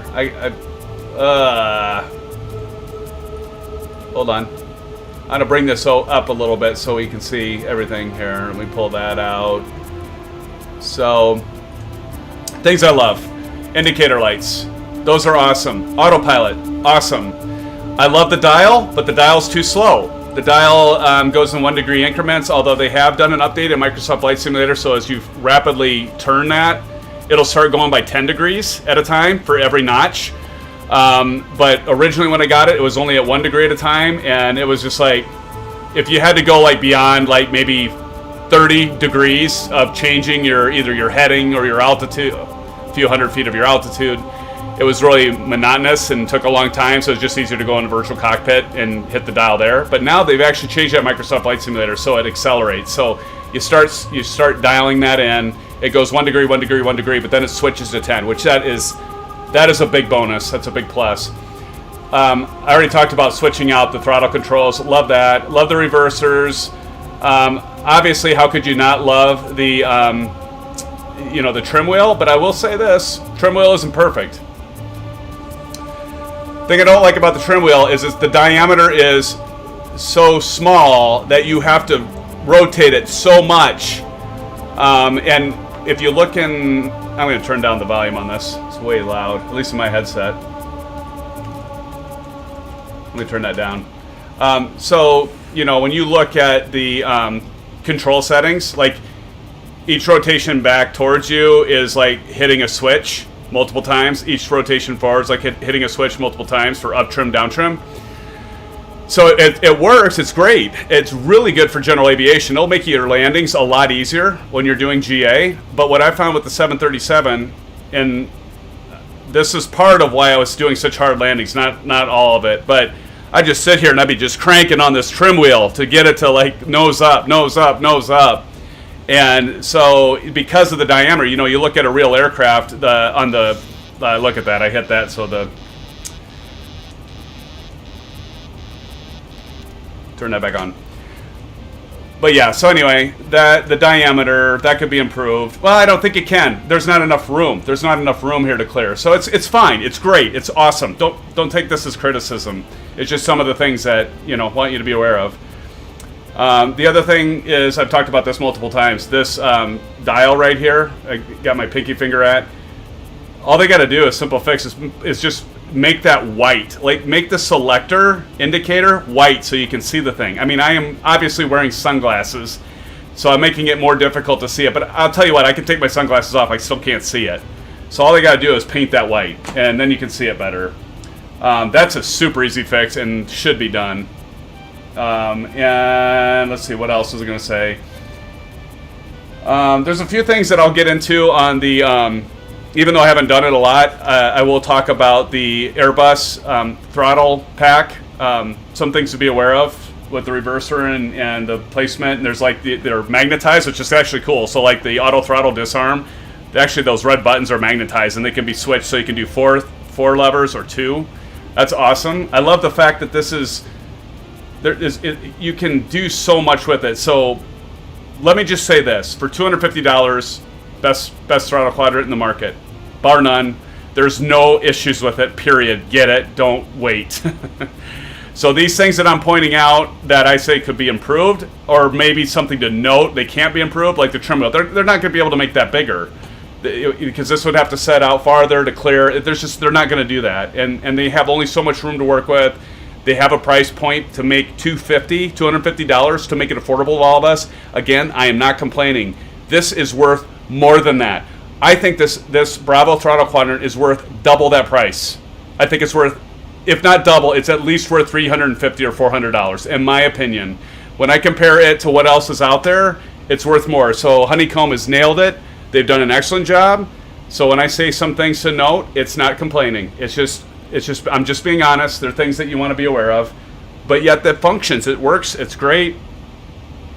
The other thing too is right now you have to put an add-on to get the LED indicators to work. I assume at some point that's just going to be built into X-Plane, built into Microsoft Flight Simulator, so you don't have to add that into the community folder and that sort of thing. I think that'll come in time.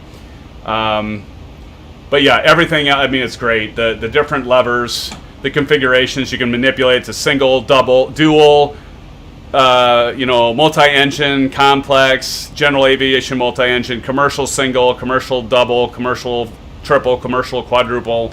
I don't know if is there a commercial single? At least commercial double like we're doing tonight. And the fact that all, the controls. I mean, the other thing too is it's a little small. The throttle levers are a little small. Some of the true depiction you're going to spend thousands of dollars for. You'll be the full scale 1-to-1 ratio.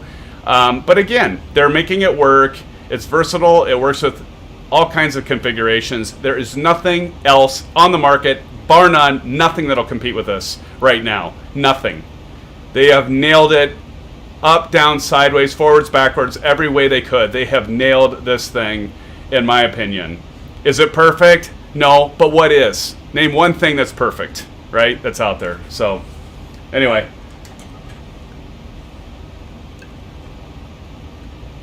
Cheers to Honeycomb, because they've nailed it. I'll shrink that back down, SimFans.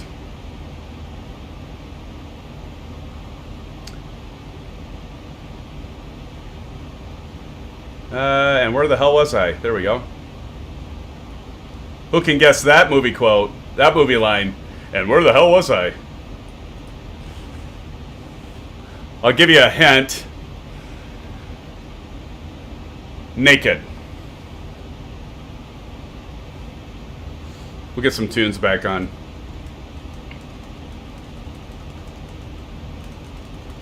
All right, we'll do some electric. Since we did jazz, we did a while of jazz, so let's switch it over to electric. Hey, Aviation Spotter, Aces down! Welcome, Aces. Aces says, that's why I use the Alpha yoke and left trim switch for the fast trim, then Bravo, yes, wheel for the tuning. Agreed, and I started doing that. Actually, the last time, Aces, I actually wizened up and started doing that with the Zibo. Remember when I bombed the first landing, and then the second landing, I actually still had my fast trim on my Alpha. So absolutely, Aces, that's a great point and great advice to everyone to fine tune it. That's really good advice. And I did that on the last landing of the last Thursday stream when I flew this. We'll see how I do. Welcome, Aces. Welcome. Appreciate you. I told everybody here that sooner or later you'd probably be joining us. Aviation Spotter, guess what? If you fly Airbus... I knew it, Aviation. Again, plugging the Airbus. Guess what? If you fly Airbus, the trim wheel feels like it's not even there. You are a big Airbus fan. You are, Aviation. I know this. Darren Johnson, welcome to the stream. Glad to have you, Darren. Welcome. Thank you for joining us. Airplane? Yes, airplane. Welcome, Darren. Glad to have you, my friend. Welcome to the stream. All right, so I was going to get tunes going. Aviation Aces, don't let me forget the descent profile, please. Let's see. Wait a minute. That's jazz again.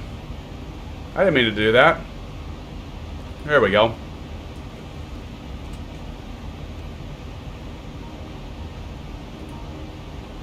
There goes some plane. See the contrails there, and then they just disappear.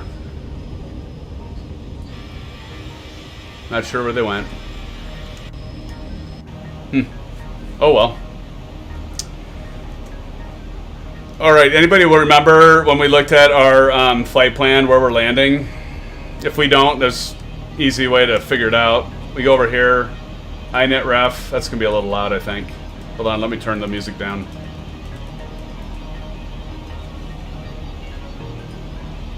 I'll turn it out a little bit. Let me know if it's too loud. So over here, if we go to iNet, initialization reference, right here it'll tell us the runway 36 right is the course, 110.55 is our ILS, and so we can plug that into our nav. So let's go ahead and do that. So first we're going to start with the course. So 356. So we're going to go over here. We're going to switch this to 356. Notice I could do that on the Bravo quadrant, but honestly, I just find it easier to do it here. It's cool that I can do it over here, but I just find it easier to do on the virtual cockpit, at least right now. All right, so we got 356 there, and then we need to figure out 110.55. So we're gonna go here, and we're gonna do 110.55. Transfer over, make sure it's on the left side. 110.55. All right, we're all set there. Okay, last thing we need to do is we're going to bring up our chart. Let me get that up. We'll take a look at that together.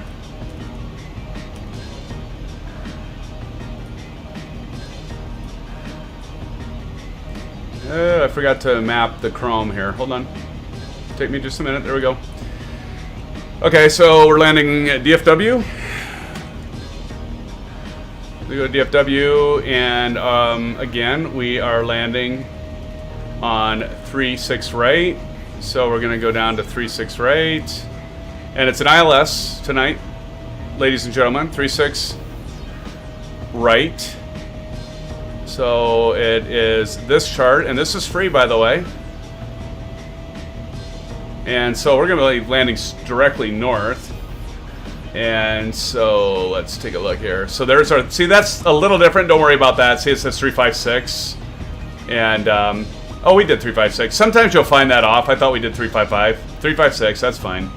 110.55. But here, this little lightning bolt, 2300. So keep that in mind. That is at Basin intersection is 2300. So what we're going to do is simple. We're going to go back. I'll turn Chrome off. And we are going to go ahead and dial in our altitude as 2300 before we hit that top of descent. That's very important, SimFans, because if we don't do that, we're not going to start descending. That's it. I mean, for now. And we're there. We're done. That's all we got to do for our descent profile with the Zibo. We just got to make sure we got those dialed in, and as soon as we have those dialed in, we're good. And this aircraft will, as long as we have, I should point this out, as long as we have this VNAV, all right? So VNAV is your vertical navigation. So what that's going to do is it's just going to follow these right here. So notice right now, PNH, we got to fly at flight level 350. And then we go to our next page, Zubob, we're going to go at 230, 18,000, 50,000. So that VNAV is going to just have our autopilot hit those intersections at those altitudes. Make sense? It sure does, doesn't it? That's all there is to it. Easy as pie, SimFans. Super easy.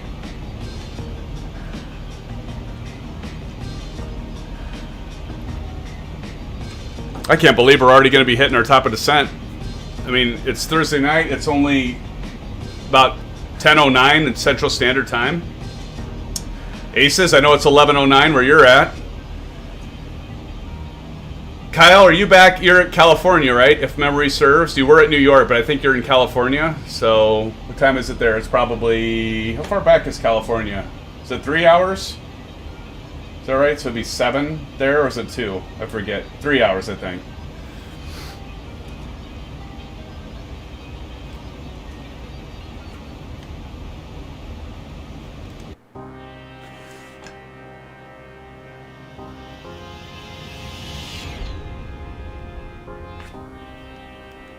So Aces, do you like your Bravo? Because Aces, you got your Bravo relatively recently, right? I mean, not that long ago you got your Bravo. What do you tell us what you think, Aces? Would you agree it's probably the best throttle quadrant out there for the money? I think it is. I don't think there's anything that actually comes close to it for the money. These guys really got it figured out, don't they? Can you guys see my,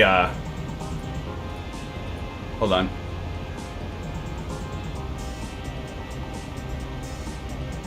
There. See the TPR pedals? What happened? Oh, I hit the wrong thing. So you see that those are the TPR pedals. And if I expand this out, you can see there's my Alpha. And you got your magneto switch right here, and like obviously all the buttons here, which I'm not even dealing with. I use those when I'm doing general aviation. But yeah, you got your toe brakes. You're gonna see my gangly toes. Sorry about that. I'm not wearing socks. But yeah, love it, love it, love it, love it.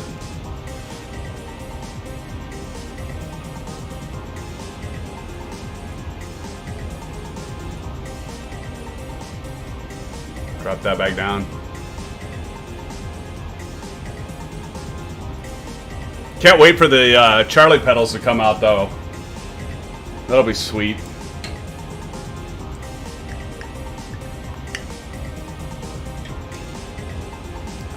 Yeah, the thing I love about the TPR pedals is they're full size. I mean, they are full size. They're made out of aluminum and steel. They're awesome.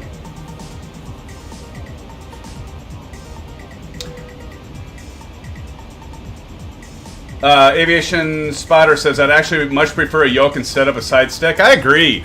I mean, like, with the Airbus, too, like, there was, like, some part of me that actually wanted to, like, fly like it's the real thing, and I thought about getting the TCS Thrustmaster for the Airbus, just to make it more, like, you know, realistic, and I don't know. I mean, when I have this kind of money invested in the yoke and stuff, I just like whatever. And I've got the T1600 anyway that I could use with the Airbus. So I'm like, and I did for a while fly with the T1600 with the Airbus, but I always go back to this because you can't beat it. And then let's see here, or Aviation Spotter. I'm sorry. And then, what do you think is more unusual, flying the Airbus with a yoke or flying a Boeing with a side stick?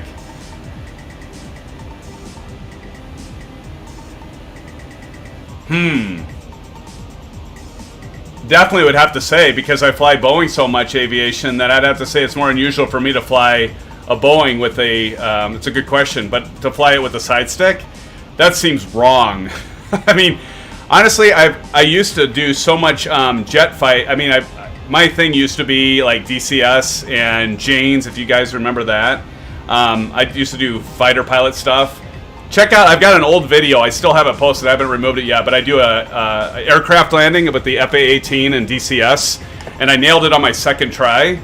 And I didn't practice, I nailed it on my second try, I swear. And so I used to just love fighter games, like jet fighters, and that used to be my thing.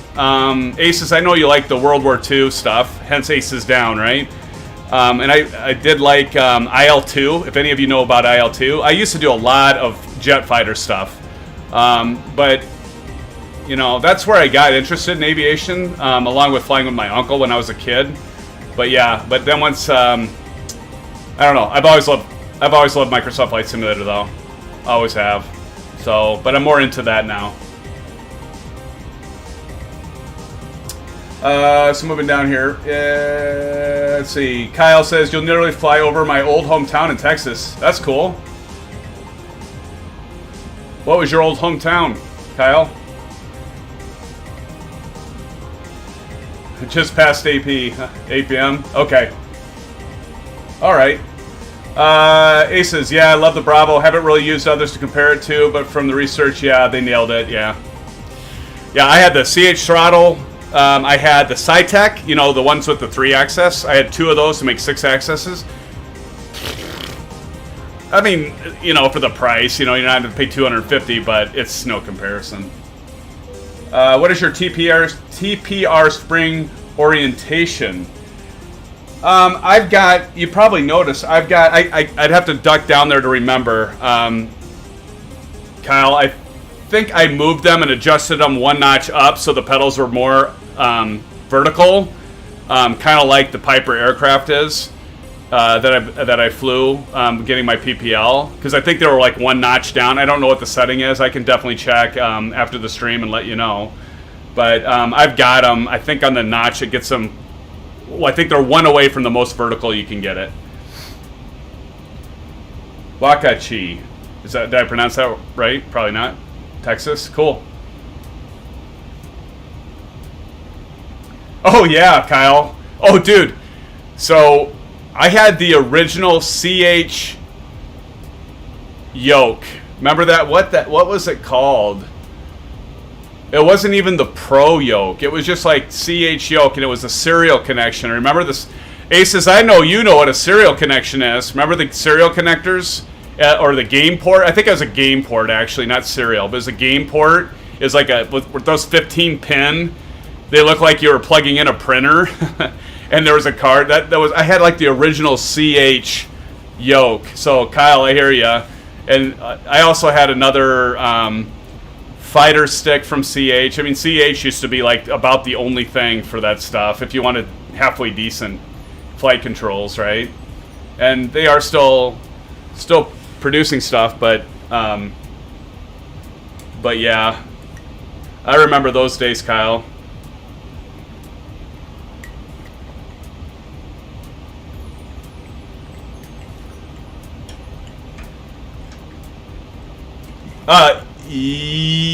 Actually, it was before that. Oh, wait.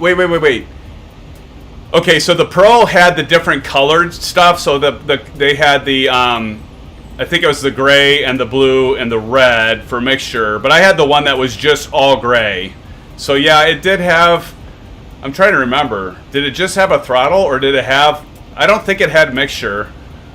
I mean, it's so old, and I can't even remember anymore. It's been so long ago. But you're right, it did have a throttle. I remember it had a throttle on it. It might have even had a mixture, but I remember it was all gray. It wasn't like colored or anything.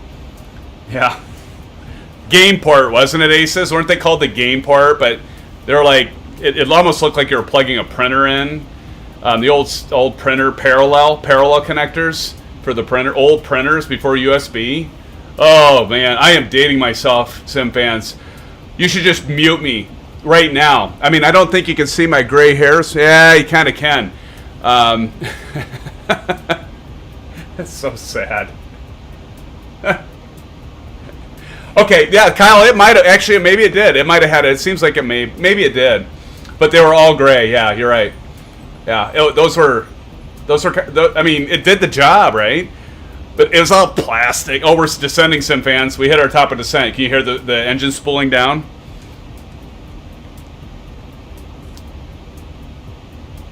Or we're about to. We're about to hit our top of descent, maybe. I thought I heard our engine spooling down. Oh, maybe not. Oh, that'd be too soon, wouldn't it? Let's go to our progress check. Nah, we're not ready yet. I must be drinking. I swore I heard the engine spool down. Anyway, yeah, Kyle, that's right. And it was like all the cheap plastic, you know, and you could hear it kind of like grind when you're doing it. That's what I love about the Alpha Flight Controls. It's like it's a metal shaft. It's got a potentiometer. If you guys heard me talk about it, I had to turn my original one. I had to send in. The potentiometer went bad, and that was great. I had a good experience with Honeycomb getting it replaced. Honestly, I've seen people comment and stuff in their community on Facebook page that they're like waiting for answers. I didn't have a problem. Of course, when I turned mine in, it was before the pandemic, so that probably was the reason. But I took a video. I just did like a screen record of like when I was, and I had my camera. I had like my cell phone, and I was like recording because I didn't have a webcam at the time. So I was like recording with my cell phone. Like I was moving it right, and then I was moving it left. And like when I would move it left to 180 or 90 degrees, it would smooth. But then when I would like move it back to the right, it would like stick. So like I had probably about 15 to 20 degrees of motion, and it just didn't move. And then it all of a sudden catch up. Kind of hard to fly that way. So all I did is I just entered a ticket, I put it in, and the support person was super duper cool. And he's like, yeah, we're going to ship you one back. Your video that you sent, we knew exactly what it was. It's a potentiometer. As soon as you ship yours to us, we will ship you a replacement. And I took it to FedEx. It gave me a label free. I sent it. And as soon as FedEx scanned my box that I was shipping it back, it was released in California where they're at, and like immediately it was like shipped. I was a little concerned that it might be scratched up because I'm kind of anal about my flight controls not being, you know, a mess. And so I was like, am I going to get something that is, you know, old, or am I talking too loud? Am I coming through too loud? Anyway, I was a little concerned that it might be, you know, scratched up or beat up, or somebody spilled something on it. But no, he's like, no, it'll come to you like new, and it was. So it was a good experience. I have no complaints. I can't deny the fact I was a little bummed, but it was fine. Aces and aviation, am I sounding all right, or am I too loud? Be honest.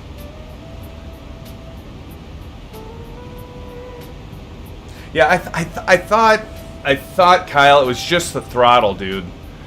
I don't know. Do a Google search and see. I'm sure there's pictures of the original one out there. It seems to me like it was just the throttle on it. Oh, they really have, haven't they, Kyle? The Sims are just amazing.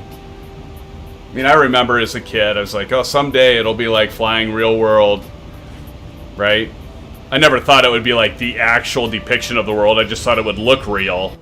I could never fathom at my younger years that we would actually have true satellite imagery. And when we flew over Texas in Dallas-Fort Worth, or we flew out of Salt Lake City, that it would actually be the real depiction of what you would see if you were doing that. Who could have guessed that, like, you know, 30 years ago, or 40 years, 35 years ago? And like the way the technology is going right now, what is it going to be like in 10 years? We'll probably all be like plugged in. We'll be like Matrix, right? We'll have like a pod, or be like Avatar, and we just like sit in a capsule and we plug our minds in, and it'll be like what we're doing now. Or how about the simulation theory? You guys have heard of that, right? Like we're all in a simulation already. Maybe we are. I don't know. We won't get into that. We'll get deep on that. We'll save that for another stream. Pretty cool stuff, though. Okay, thanks, Aces. It sounds okay. I got my microphone kind of set far back, so hopefully loud and clear. Aviation. Thank you. All right, good deal. I was looking at the Blue Yeti output, and it was getting into the red, so I didn't know if it was too loud. Awesome Blossom. Awesome sauce.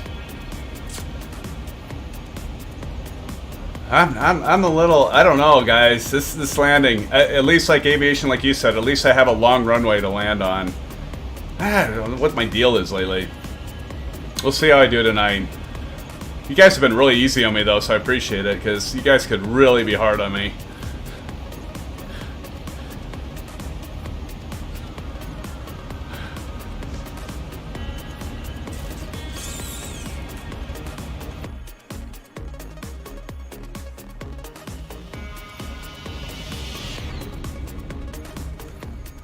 I'm jealous, Kyle. Kyle, what do you have for a GPU? Is it a 3070 or a 3060? I don't remember. You mentioned it in Discord.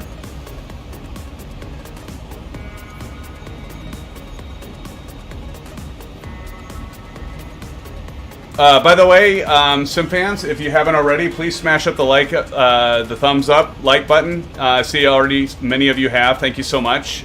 Subscribe if you haven't already. It's the first time I've said it. I told myself I'm not going to say that so much and repeatedly, but I do appreciate it. I see a lot of you have already done that, so thank you. Appreciate it. And yeah, 3070. Okay, I couldn't remember if it was a 3060 or a 3070. That's awesome. That's what I'm going for, Kyle. I want a 3070, so you've been happy with it, huh? And you're, Kyle, remind me, are you 1440 resolution? Are you doing 2K? Because, you know, 3080, from everything I've read and researched, don't get a 3080 or a 3090 unless you're unless you want to pump 4K textures through. You have a 4K monitor, or of course, if you're doing multi-monitor setup, which some of you are. I used to do 3 monitors. I only have one now.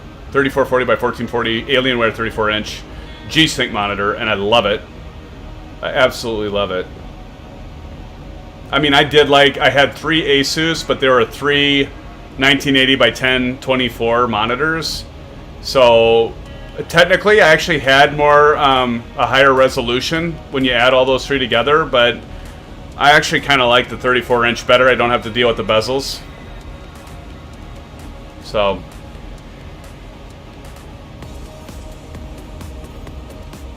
Aviation says, I can't fly in rainy weather on X-Plane 11 anymore. The FS 2020 rainfall details and cloud textures or details are just so stunning, not to mention realistic. I agree.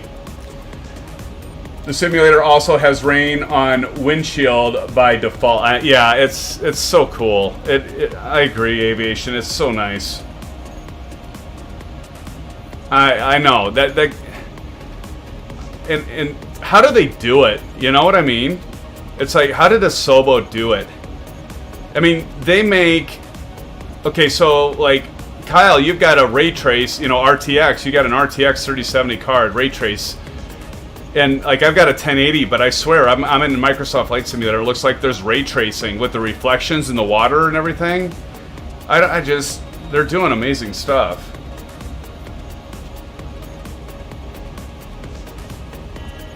Kyle said, I'd do a 3080 if I could because of the VR. Oh, yeah, that's true. You do VR. Yeah. Yeah, I could see that. And remind me, Kyle, what do you have for VR? Do you have a Oculus Rift, or what are you using for VR?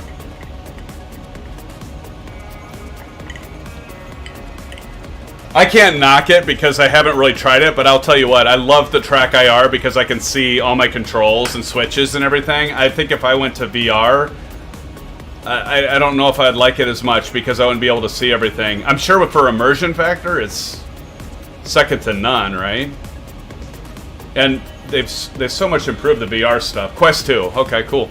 Yeah, they've improved the refresh rates, right, and the delay that it doesn't make you sick or get a headache, so...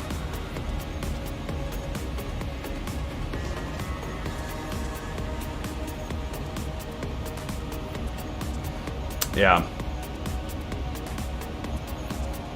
That's right, 2K per eye. Oh, then, yeah, well, yeah. Did you just not, were you not able to get a hold of a 3080 then, Kyle, for a pre-built? Or is it just, you found it, you saw it, it was the right price, you just hit buy now and done deal? I'm on the waiting list with EVGA for a 3080, and a buddy of mine, so I got on the waiting list in October, and a buddy of mine got on the waiting list in September, and about a month ago, he got an option to buy. So I'm like, fingers are crossed, because I really want to build my own machine. I've got like all the parts and pieces and everything that I want to buy, and I'm going to do liquid cooling, but I'm going to do all in one again. I thought about, like, you know, bending the pipes and doing actual water cooled and everything with the reservoir, and I don't know. I don't think I want to spend that much time. And and for me, I'm kind of OCD, so if something isn't exactly perfect, I'll keep redoing it. You should have seen me when we remodeled our upstairs. I did I did all the baseboard and casing and everything. Not that it's hard, but I got the coping saw and everything. And if it wasn't like almost perfect, I'd rip the shit out and I'd be like, I'd do it again. I was just. So I'm afraid to try to do actual, like, not the all-in-one, but the liquid cooling where you actually bend the pipes and everything to do the liquid cooling and the flow, and you have to get it exactly right. I think if it was just a little off, I'd be like, I'd get so frustrated. I don't think I want to go through that. It's just my mind. I'd probably rip the whole thing apart and throw it out the window. So, so I'm just being honest. So I'll probably go an all-in-one chiller, probably the IQ. Probably the IQ one, the 3-fan that goes on the top, and do it that route. When do we start to descend? Expert Gamer, good question. Let's take a look. We start to descend at, well, we're pretty close. We got 99 nautical miles at our top of descent. Expert Gamer right over here. So 2038, we're actually making time, SimFans. So if we look here, so 14 minutes. Expert Gamer, we're going to start our descent in 14 minutes. So hang on to your seat, everybody. SimFanatic's flying, and we know that SimFanatic, he can have good landings, and he can have really hard landings. You never know what you're going to get when you fly with SimFanatic. you know, you'll have, I hope, you know, you'll have fun, whatever we do. Because it could be something like really bad or something like almost perfection. I am anything but consistent, especially when it comes to the Zibo. I used to do a lot more of this though, SimFans. Like I've been like really busy with work right now, and so, and then of course with the YouTube channel and doing video editing and research and reviews and making sure I'm reading all the articles and stuff so I can bring you content that's worthwhile, hopefully. I haven't done as much simming as I used to be honest, because I'm so busy with work and I'm busy with the YouTube stuff that I'm not just flying as much anymore for fun, so I don't get to practice all the landings and stuff as much anymore. So what you see is what you get, SimFans, for sure. Kyle, I put my hand through the dash because I forgot I was not in a real plane. I'm waiting for a /S on that, Kyle, by the way. After takeoff, I reached for the backrest of the right seat, trying to look behind me. Beauty is in the imperfection. I like that. That's a good way to look at it. And I didn't see a /S after that, so that's cool. Expert Gamer says I'm flying right now in the 737, and I got 100 wind knots. You got 100 wind knots, so you got 100. Is that 100 as in a headwind, Expert Gamer, or as a tailwind?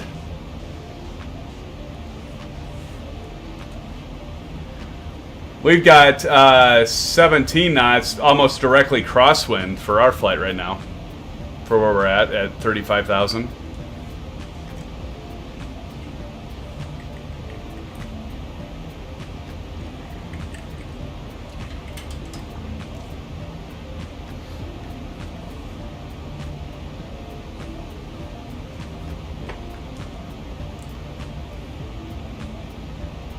So who all has the track IR? That little funky thing on my headset. Anybody have the track IR? I know, Kyle, I think you got it.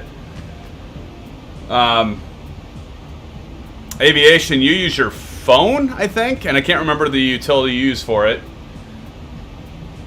Tailwind, that's great. Expert Gamer, awesome.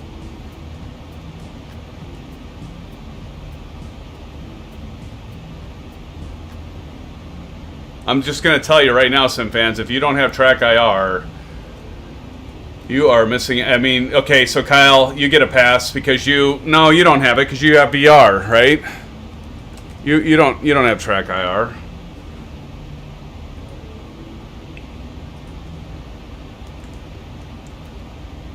I'm trying to remember who I got in trouble for that. I got somebody in trouble because they're like, oh, and they went and bought it, and they didn't get the wife approval factor beforehand, which you always you always need, right? Well, I don't suppose you always need it, but it's probably best to get it.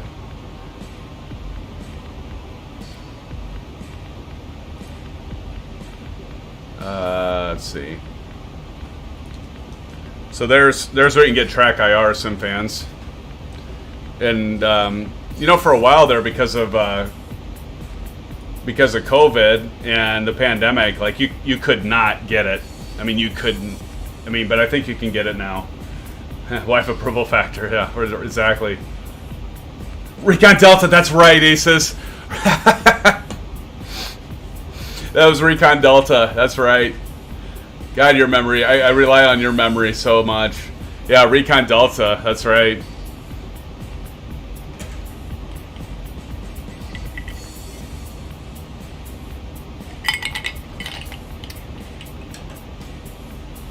Yep.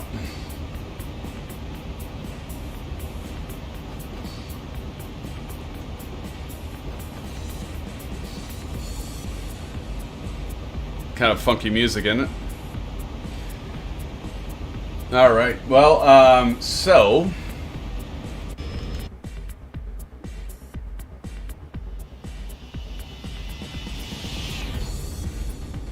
did we lose Blando? I think we might have lost Blando, Aces. I haven't seen him post for a while, so I think he might have dropped out. Blando, are you still with us?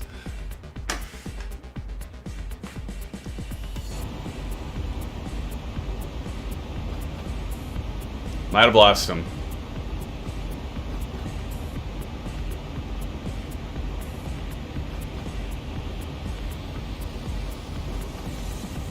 Traffic. Ah! Okay, to the right at about even altitude. Anybody see him? Yep, right there. Nope, that's a speck on my screen.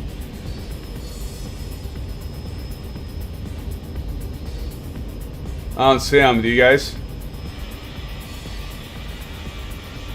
Oh, there he is. Shit, I just saw him.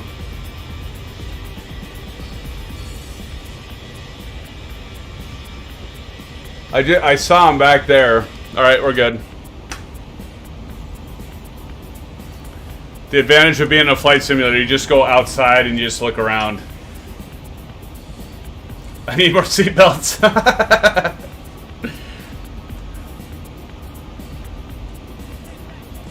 Alright, so 48 nautical miles, 2038. Thanks, TCAS. Is right, Kyle. So 7 minutes.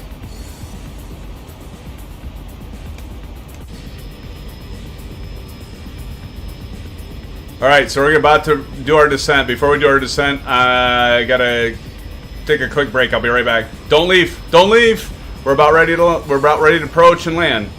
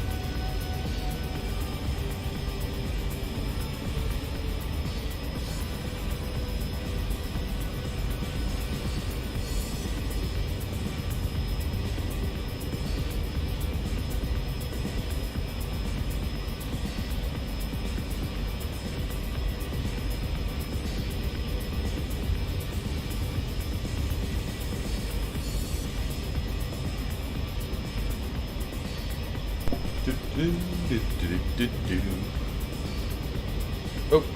Ugh.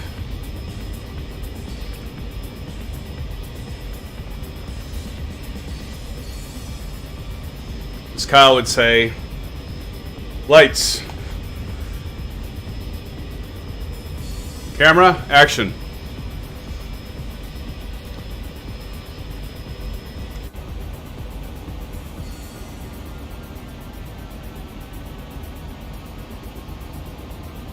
Let's go to another song.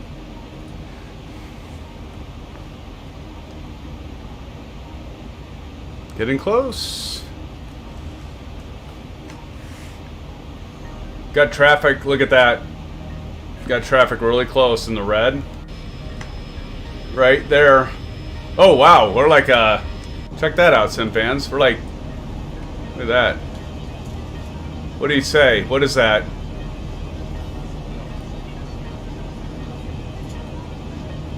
Can we, how close? Oh no, it's a Phantom. That blows. I gotta figure out what the deal is with those Phantom aircraft. Seriously. What gives? Didn't we already hear this song? I swear we did. Alright, let's move on. Something different. Yeah, I don't know. Does anybody use Traffic Global?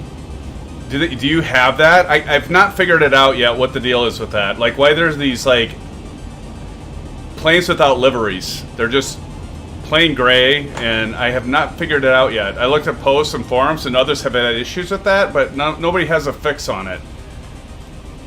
But I haven't really cared enough to really do too much digging on it. I mean, I've reinstalled it, but that's about as far as I troubleshot it. Oh, and turn off TCAS. Because somebody posted, well, it's TCAS. You got turn off your TCAS and you won't have them. Nope, that didn't work. Even though I have TCAS on, I did try it.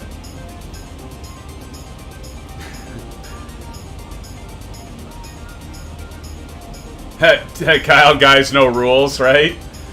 Asa says, like the embossing on the panel of Dad's C-172, if you must smoke, please step outside.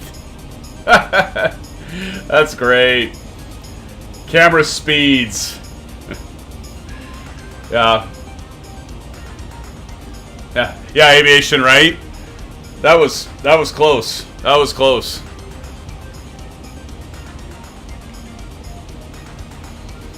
Any good movies out? I need to watch a good movie. I haven't seen like a really good movie in a long time. I mean, I'm kind of digging like all the series stuff, you know, where you can binge watch stuff, you know, on Netflix or Amazon. I mean, of course, I mean, how many of us like, you know, how many different, you know, Breaking Bad, awesome, Mandalorian, of course, right? Schitt's Creek, if you've seen that, that's a great series. I kind of like into the series, but yeah, are there any good movies out like lately? I mean, it's been like kind of stale, you know, Hollywood kind of stale because of the pandemic. Like we talked about Top Gun 2. I think I saw that's getting delayed again. Is Top Gun 2 getting delayed again? I thought I saw something in the news about that.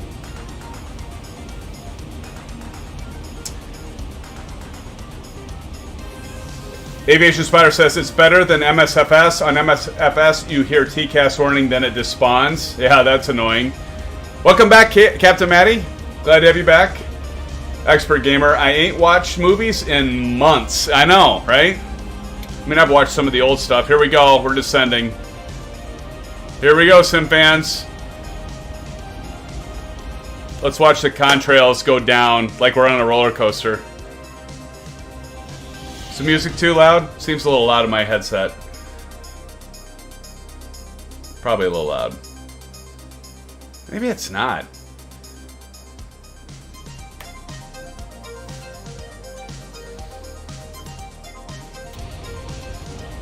As we descend. What's my favorite movie? Oh, it's a great question, Kyle.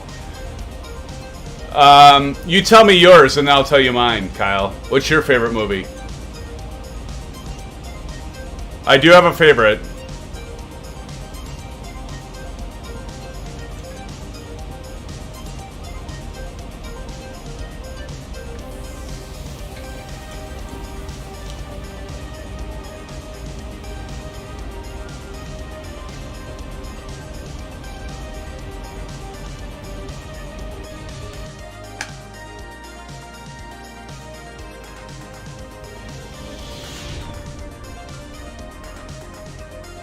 Actually, my favorite movie is probably a tie. It's probably a tie.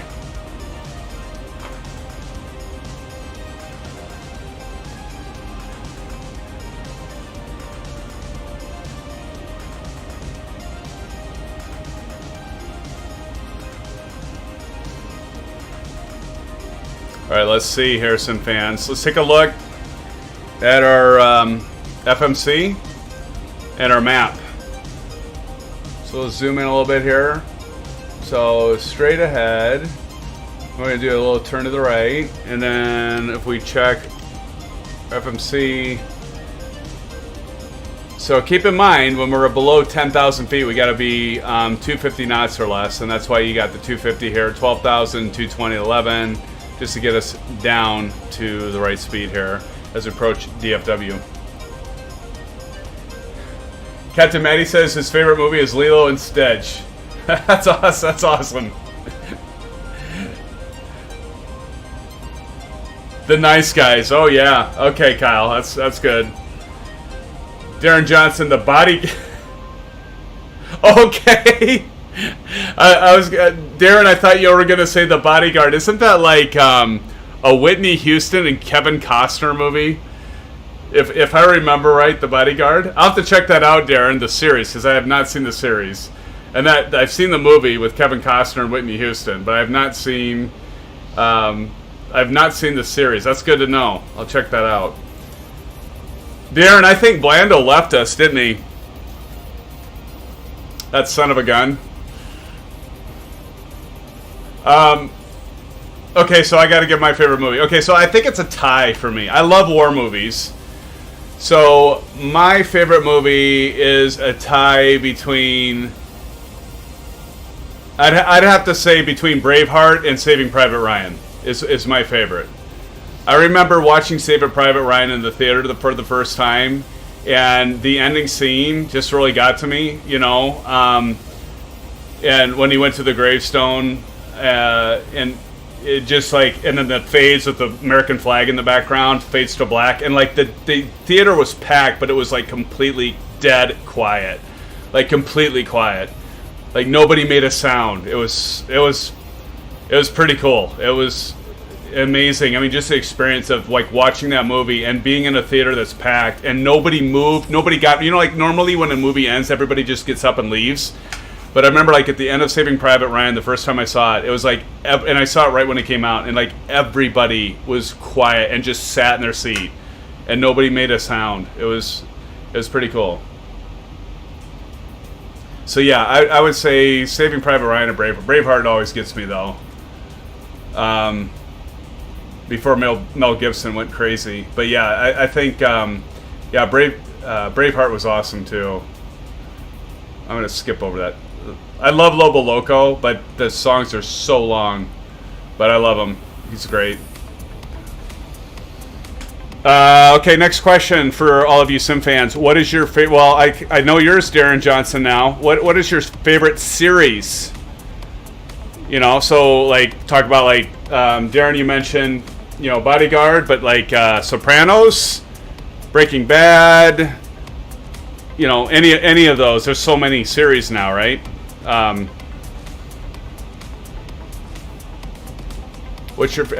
a tough question, right? Because it's like, okay, what is it? Comedy? Is it drama? Is it? I started getting into. I've only watched like maybe 4 or 5 of them. Shit, what is it? Missouri, Ozark. So I started watching that. That seems pretty good. Kind of dark, but that's okay. I think that's pretty good. Have any of you seen Ozark?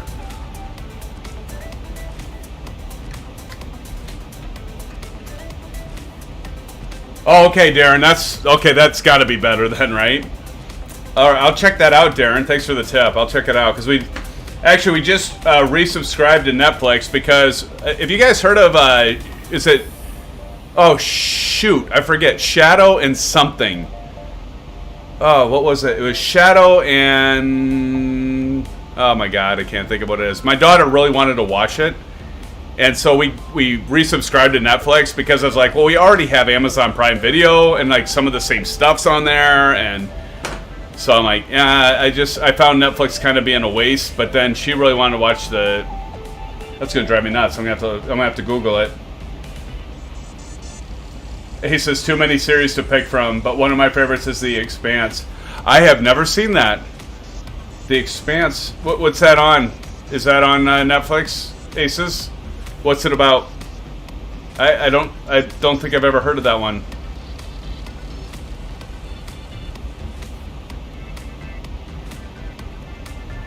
Have any of you like seen? Oh shoot! It's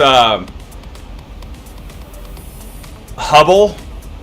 have you seen, like, it's not a series, but it's like a documentary about the Hubble telescope, and oh my gosh, it's amazing. I think it's narrated by Leonardo DiCaprio, and it's actually insanely amazing. Like, I mean, the universe just blows me away. I mean, is how vast and big it is, but like they go through like the whole fact of like they basically had to put a big contact lens on Hubble, which I'm sure a lot of you know about. But that was a pretty cool documentary. I love documentaries too. I feel like there's so much real stuff in the world that is interesting to me. That, I mean, I like fiction and stuff, but I like real stuff too. Like, you know, documentaries are awesome. Shadow and Bone. Thank you, Aces. That's it. Shadow and Bone. Yes. Yes, sir. That's it.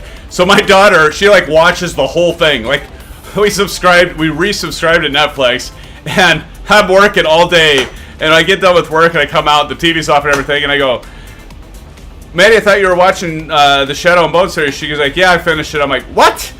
And she's like, well, I already had watched 3 of the episodes, and then I think there's like 8 or 9, and she watched the rest of them, and I was like, she said it's really good. I don't know. Have you seen it, Aces? Oh, awesome! Because I have Prime. I'll check that out, Aces. Very cool. Alright, where are we at, SimFans? So we can start preparing.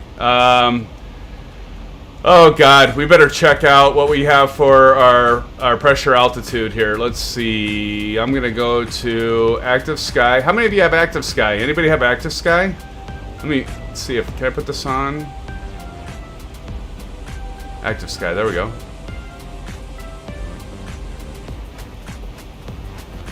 So this is Active Sky, so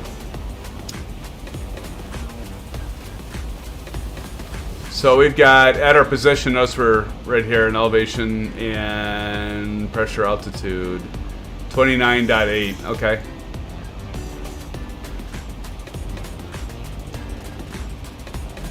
So we need to set that in our altimeter.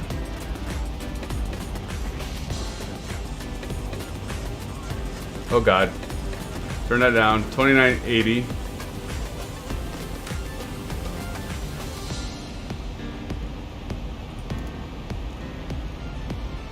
There we go. Got that set. Alright, what was our intercept again? Let's check that out, SimFans. Let's figure out our go back to Chrome here. Bear with me.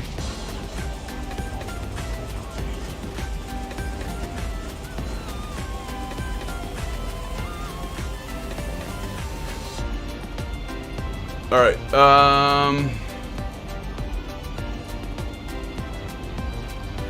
so our intersection is Basin at 2300, so keep that in mind.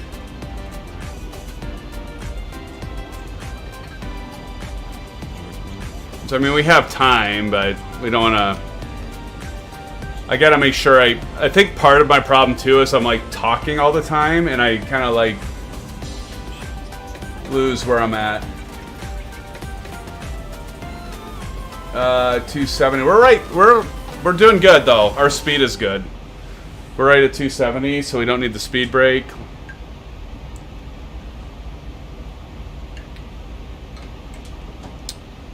That's a good flight. This is a nice flight. Well, so far. Let's see what happens here. Hey Kyle, we're over Texas, buddy.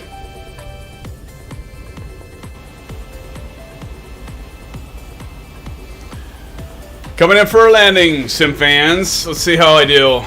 Let's see how we do. It's not just me. You guys, you're just as much to blame if I like blow a tire. Because you're with me. You're the first officer. So if I blow a tire, you're not doing you're not doing your job. Gotta blame somebody. Myself. No, it's me. If I blow a tire, it's on me. I'll take it because that's where it's well deserved. By the way, aviation, I said last Thursday, I said, I'm going to make you eat your words. Remember that? When I said I was going to land? And I did the worst landing I have ever done. Like maybe, not ever maybe, but like in years. So I learned my lesson, aviation. I'm not going to say that again. I jinxed myself. I said that and I was like, eat my words. Let's see, Captain Maddie. My favorite series are old TV animated shows by Disney, but I can remember fondly Go Diago, Go. Yeah, that's cool. That's cool, Maddie. Ace says, no, you haven't seen Shadow and Bone? Yeah. I haven't seen it either. My daughter watched it, like I said, but I didn't. I remember like watching Alexander Hamilton. Remember that came out? And watch Alexander Hamilton, and it was so funny because like it's a musical, and some of you that like musicals, more power to you. My daughter loves musicals. And my wife and my daughter are really into it, and my son and I are like watching it, and we like got through it, and not that it was bad, but my 10-year-old son, after it ended, he's like, that was torture. I was just laughing so hard, because he just like, he always says what's on his mind, and he sat through the thing, and it was just so funny, because he get through it, he's just like, that was torture. Of course, he likes stuff I like, right? Mandalorian, Star Wars. He likes. I like The Office. My daughter and I love The Office. I've seen that series probably like 5 or 6 times through all the way. I'll have to wear my Dunder Mifflin shirt one of these streams. All right, Sim fans, we're gonna be having to do a hairpin turn here soon. Lock and Key was pretty good. And see, there's another one I don't... Yeah. There's, like you said, Aces, there's so many. I mean, seriously.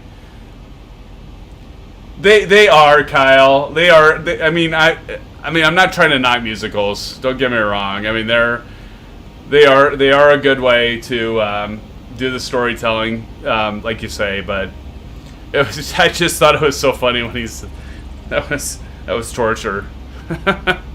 At least it wasn't the opera, right? I'd much rather go to a musical than an opera.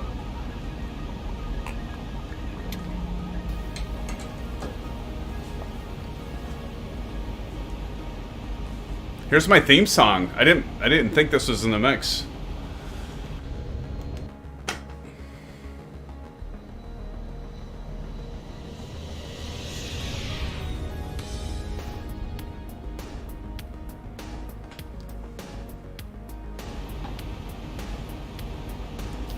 Alright, shit's gonna get real here shortly, Sim fans.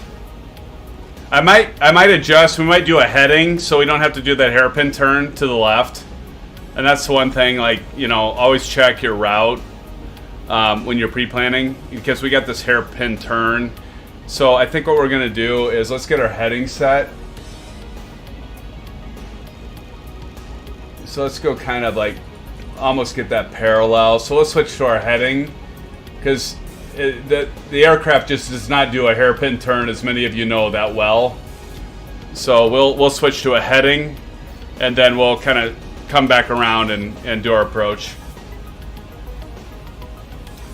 How'd your flight go, Expert Gamer? You go all right? How'd you land? Did you do a good job landing? Better than I'm gonna do here in a minute, I bet. I don't know. I think I got this. No, I should know better. It's like when your team is going to play, you know, in the playoffs, you never want to say, you know, they got it, because you say that and then everything falls apart for them. Okay, I think I learned my lesson when I told Aviation Spider I was going to make him eat his words. He gave me shit about landing hard on the previous stream, and then I did even worse. I think I learned my lesson. I'm just going to keep my big fat mouth shut, and if I land great, then I can say afterwards, hey, I meant to do that all along. And if I land poorly, I'll be like, well, there you have it. I still suck. I mean, whatever. It's all good. All right, Sim fans. We're getting pretty close. So we're approaching. Oh, I gotta turn off the fuel. All right, we're gonna hit the heading. Heading select. Let's go ahead and we'll bank this aircraft to the right so we can get a better approach on this.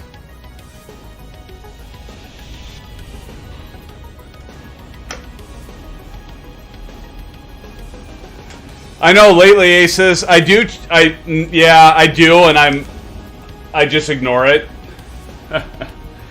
I just ignore it, Aces. I don't care. I really don't. I used to, like, change it, but, like, now I'm just like, I'll just adjust while I'm in flight.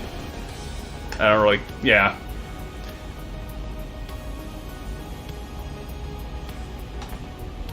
Aviation says, you totally got this. All right, thanks for the thanks for the confidence there, Aviation. I appreciate it, bro. So we should see. Yep, there's our airport right back there, SimFans. See it? So we gotta go around, turn back, and make our approach. Oh, whoa. One thing we gotta do. I forgot to set this. We need to put that to approach, so that we can dial that in once we begin our approach there. So we intercept the ILS, and this is an ILS approach. Again, on, anybody remember? 36 right. Okay, so it says we're above 10 degrees, so we can go ahead and turn off the window heat.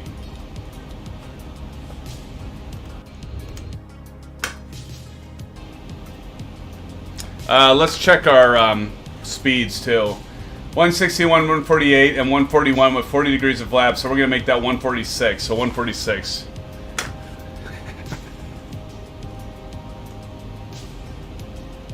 I saw that comment, Aviation. Probably a good thing. Probably a good thing, my friend.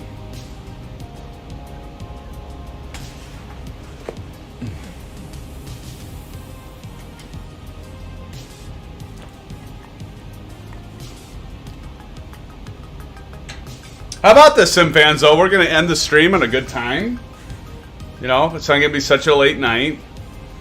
I'm thinking Saturday might be kind of a late. But you know what? It's going to be a fly-in, so it doesn't matter because people can come in. They can do just one hop, do two hops, do the whole stream. The point of that is going to be about all of you. And I'll put the nameplates on. So, Aviation, I will definitely put the nameplates on. So, remind me to do that if I forget. He says Boeing, Boeing, Boeing. Yeah, he said that last time, and that's about it, man. It was Boeing, Boeing, Boeing. Man, it was bad. I don't deny it. It was bad. Captain Matty, did you see my previous comment? I didn't. It's a Diago. Not what you pronounced earlier. Diago. Did I say Diego? I must have said Diego. Okay, let's go ahead and let's turn this aircraft back to our airport. And then we can do an intercept here.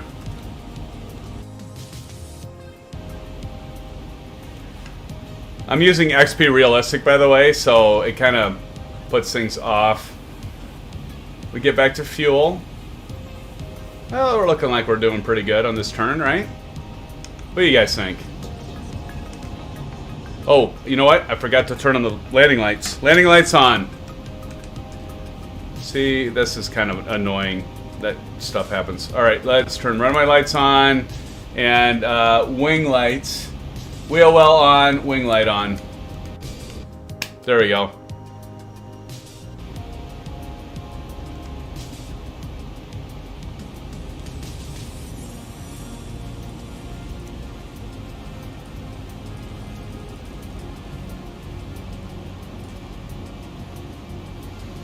There we go, fans.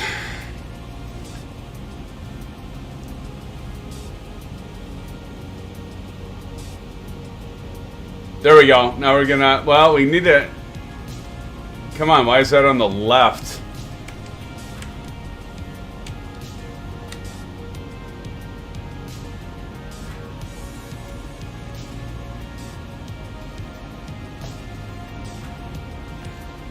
What is our ILS? What's the name of it? It is IFJN.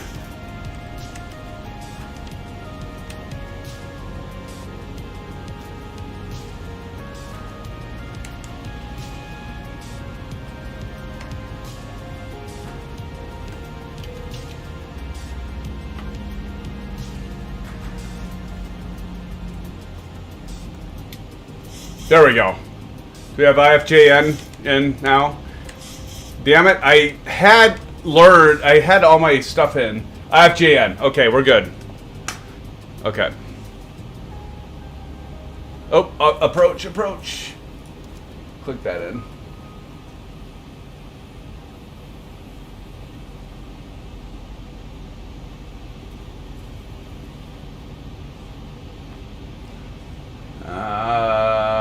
Let's do LNAV.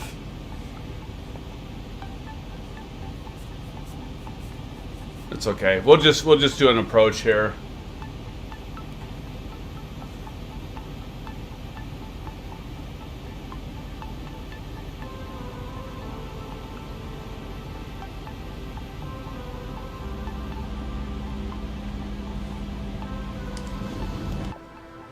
Okay, well, you know what? Aviation Spotter, I hope I don't disappoint you and the rest of you. Let's see how we do.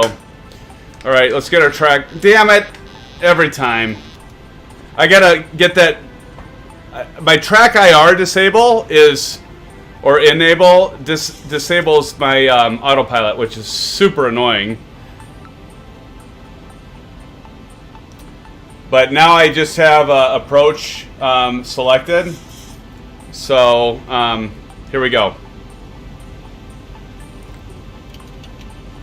And keep in mind, basin is our intercept, so that's where we're going to throw down our landing gear.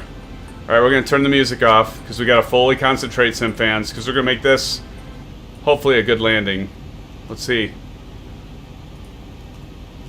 No promises.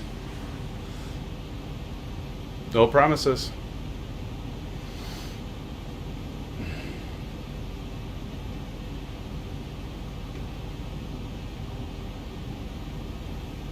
Remember, we want to cross that intersection at 2300. Again, I need to... that's alright. I don't want to make you guys dizzy. Look at... So, notice it says... right here, when that lights up, when it says single channel, that means you've intercepted the ILS. Alright? So, that's a good way to know if your Zibo has intercepted the ILS.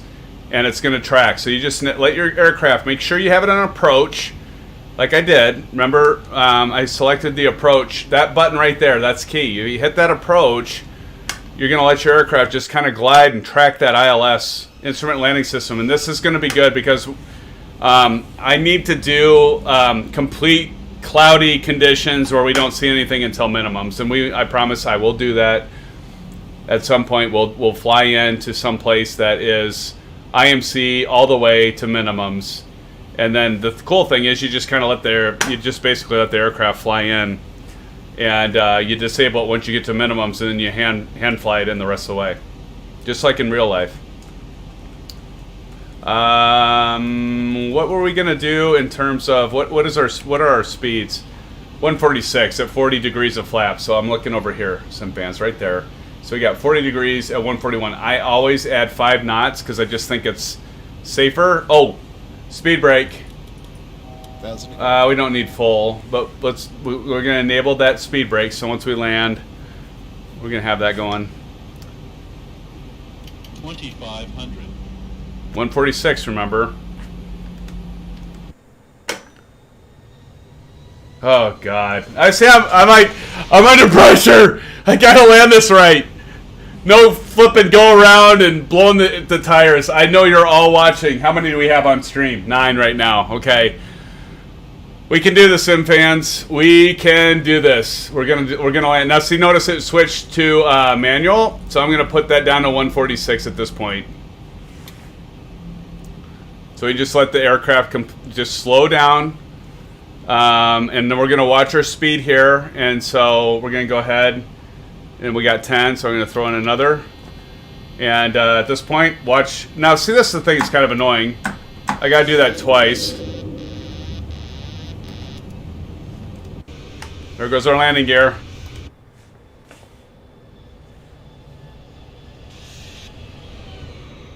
Here we go.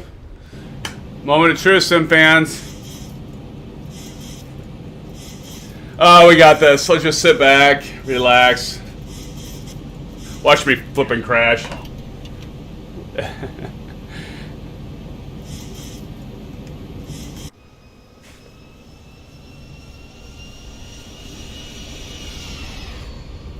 So far, so good.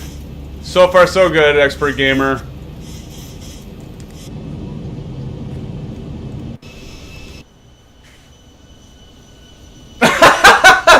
Aviation.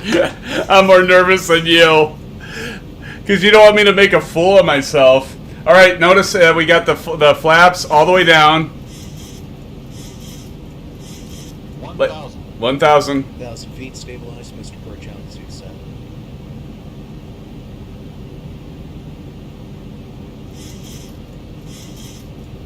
Can you all see the, yep, you can see it. Flaps are all the way down. I'm going to disable at 500 feet. Oh, you guys are too nice. Expert Gamer says I think you'll butter it. I don't know. I think you guys have too much confidence in me. But I appreciate it. Let's see what we do. Let's see how we do.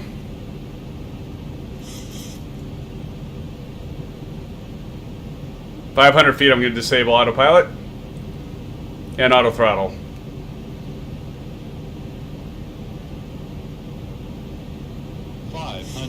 Disable. Auto throttle disable. 400.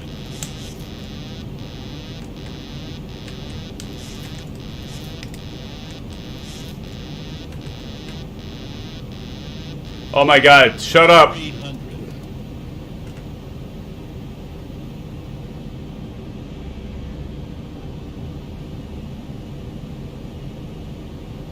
200. A little high. 100. 50. 40. 30. 20. 10. So you just use up all the runway.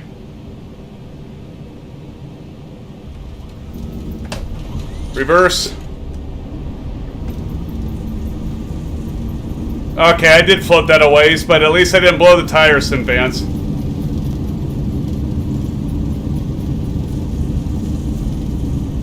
knots. 8 knots. Auto brakes off.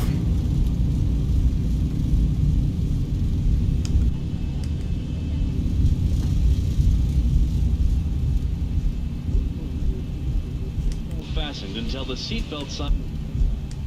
And keep the eye. I floated a ways, but like you said, aviation, we had plenty of runway, so I'll live with that. What do you guys think? Is that all right? Is that acceptable? And thank you for choosing American. All right. All right, we're gonna clean up our aircraft. Gonna put that up, so we'll take that out. We'll put our flaps up.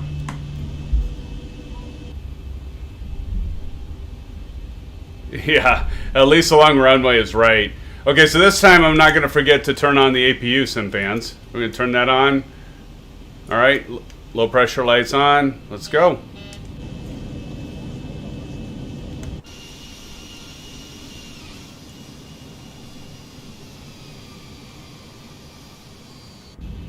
Now we just got to find a parking spot. Let's see if we can find a parking. Oh my gosh, frame rates. It's just down. Celebration. He landed the aircraft without blowing his tire. Woo! Thanks, Aces. I appreciate it, buddy. I appreciate all of you. All right, we can find a spot over to the left. It looks like.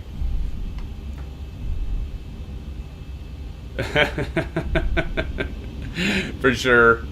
Well, you know what? We're gonna maybe have to have a landing challenge, Sim fans.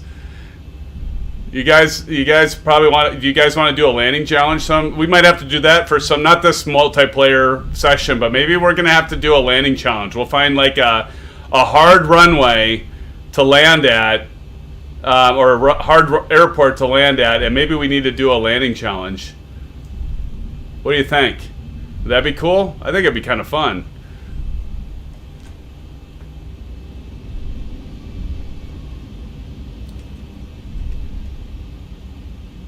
All right, we're gonna go up to got the guy with the I'm saying go right. Here we go. And forward. Come on, guy. And okay. Stop. Woo! We made it, Sim fans. How about that? How about that, Sim fans? We made it. Drew Patel, bro love from India. Welcome to the stream. Thanks for joining. Glad to have you here. Welcome. We just finished, but nonetheless, welcome to the stream. Thanks for joining us. We just landed at DFW, and yeah, I got all of us safely here. I didn't kill anybody. I didn't, and actually, I did. I don't think I gave anybody like whiplash or a concussion. So we're doing good. We actually landed this. All right, so let's go ahead and go through the shutdown procedures. So now we got our APU on. We'll switch to that. I'm not going to go by the book because we don't want to spend the time, right? None of you want to spend the time on that. All right, we'll do APU bleed, and we're ready to shut down the engines. So we go down here, and we just take 2 out, 1 out, and let them run down. And as we can hear, we've got the jetway coming to us as we hear the engines beautifully spool down. Sim fans, thank you so much for joining for another stream. As always, I enjoy every single one of you. I appreciate you following and you joining. Thank you for the thumbs up. If you haven't already, please smash the thumbs up button if you would. Subscribe if you haven't already. Do watch. I'm going to post details for this Saturday, 8:30 Central Standard Time. We're going to do a fly-in. Yes, you, me, and everyone else, we're going to fly the Hawaiian Islands, and we're going to do some island humping. Right? Island hopping. And we're going to be doing that this Saturday, 8:30 Central Standard Time, Sim fans. Watch for the details. I'll either post them yet tonight or tomorrow. And I'll put my name tag in there so you can follow. We will be on the East USA server. I'm just going to say that now, East USA server. And I do hope I'll see all of you there. It's been so much fun with all of you. Last fly-in was a blast. And we're going to have so much fun this Saturday. So hopefully you can join for that stream. Again, I want special thanks to Aces Down, as always. Aviation Spotter, thank you. New moderator. Of course, Expert Gamer. Who else do we got? We've got Blando, Calrissian, Darren, thank you for joining the stream. Of course, Captain Maddie, thanks so much for joining. And can't forget about you, Kyle. Kyle, great to have you here. And of course, everyone else. So much fun to have you here. Thank you so much for joining the stream, for supporting my channel. And for all of you that I haven't named, again, appreciate you joining us, and look forward to many more sessions and live streams with all of you. Take care, everybody. I'm going to do a replay. We're going to watch that as we fade out with the music. We'll watch our descent and our landing and see how we did. But again, thank you, Sim fans. I'll see you Saturday. Take care, and as always, blue skies. We'll see you soon.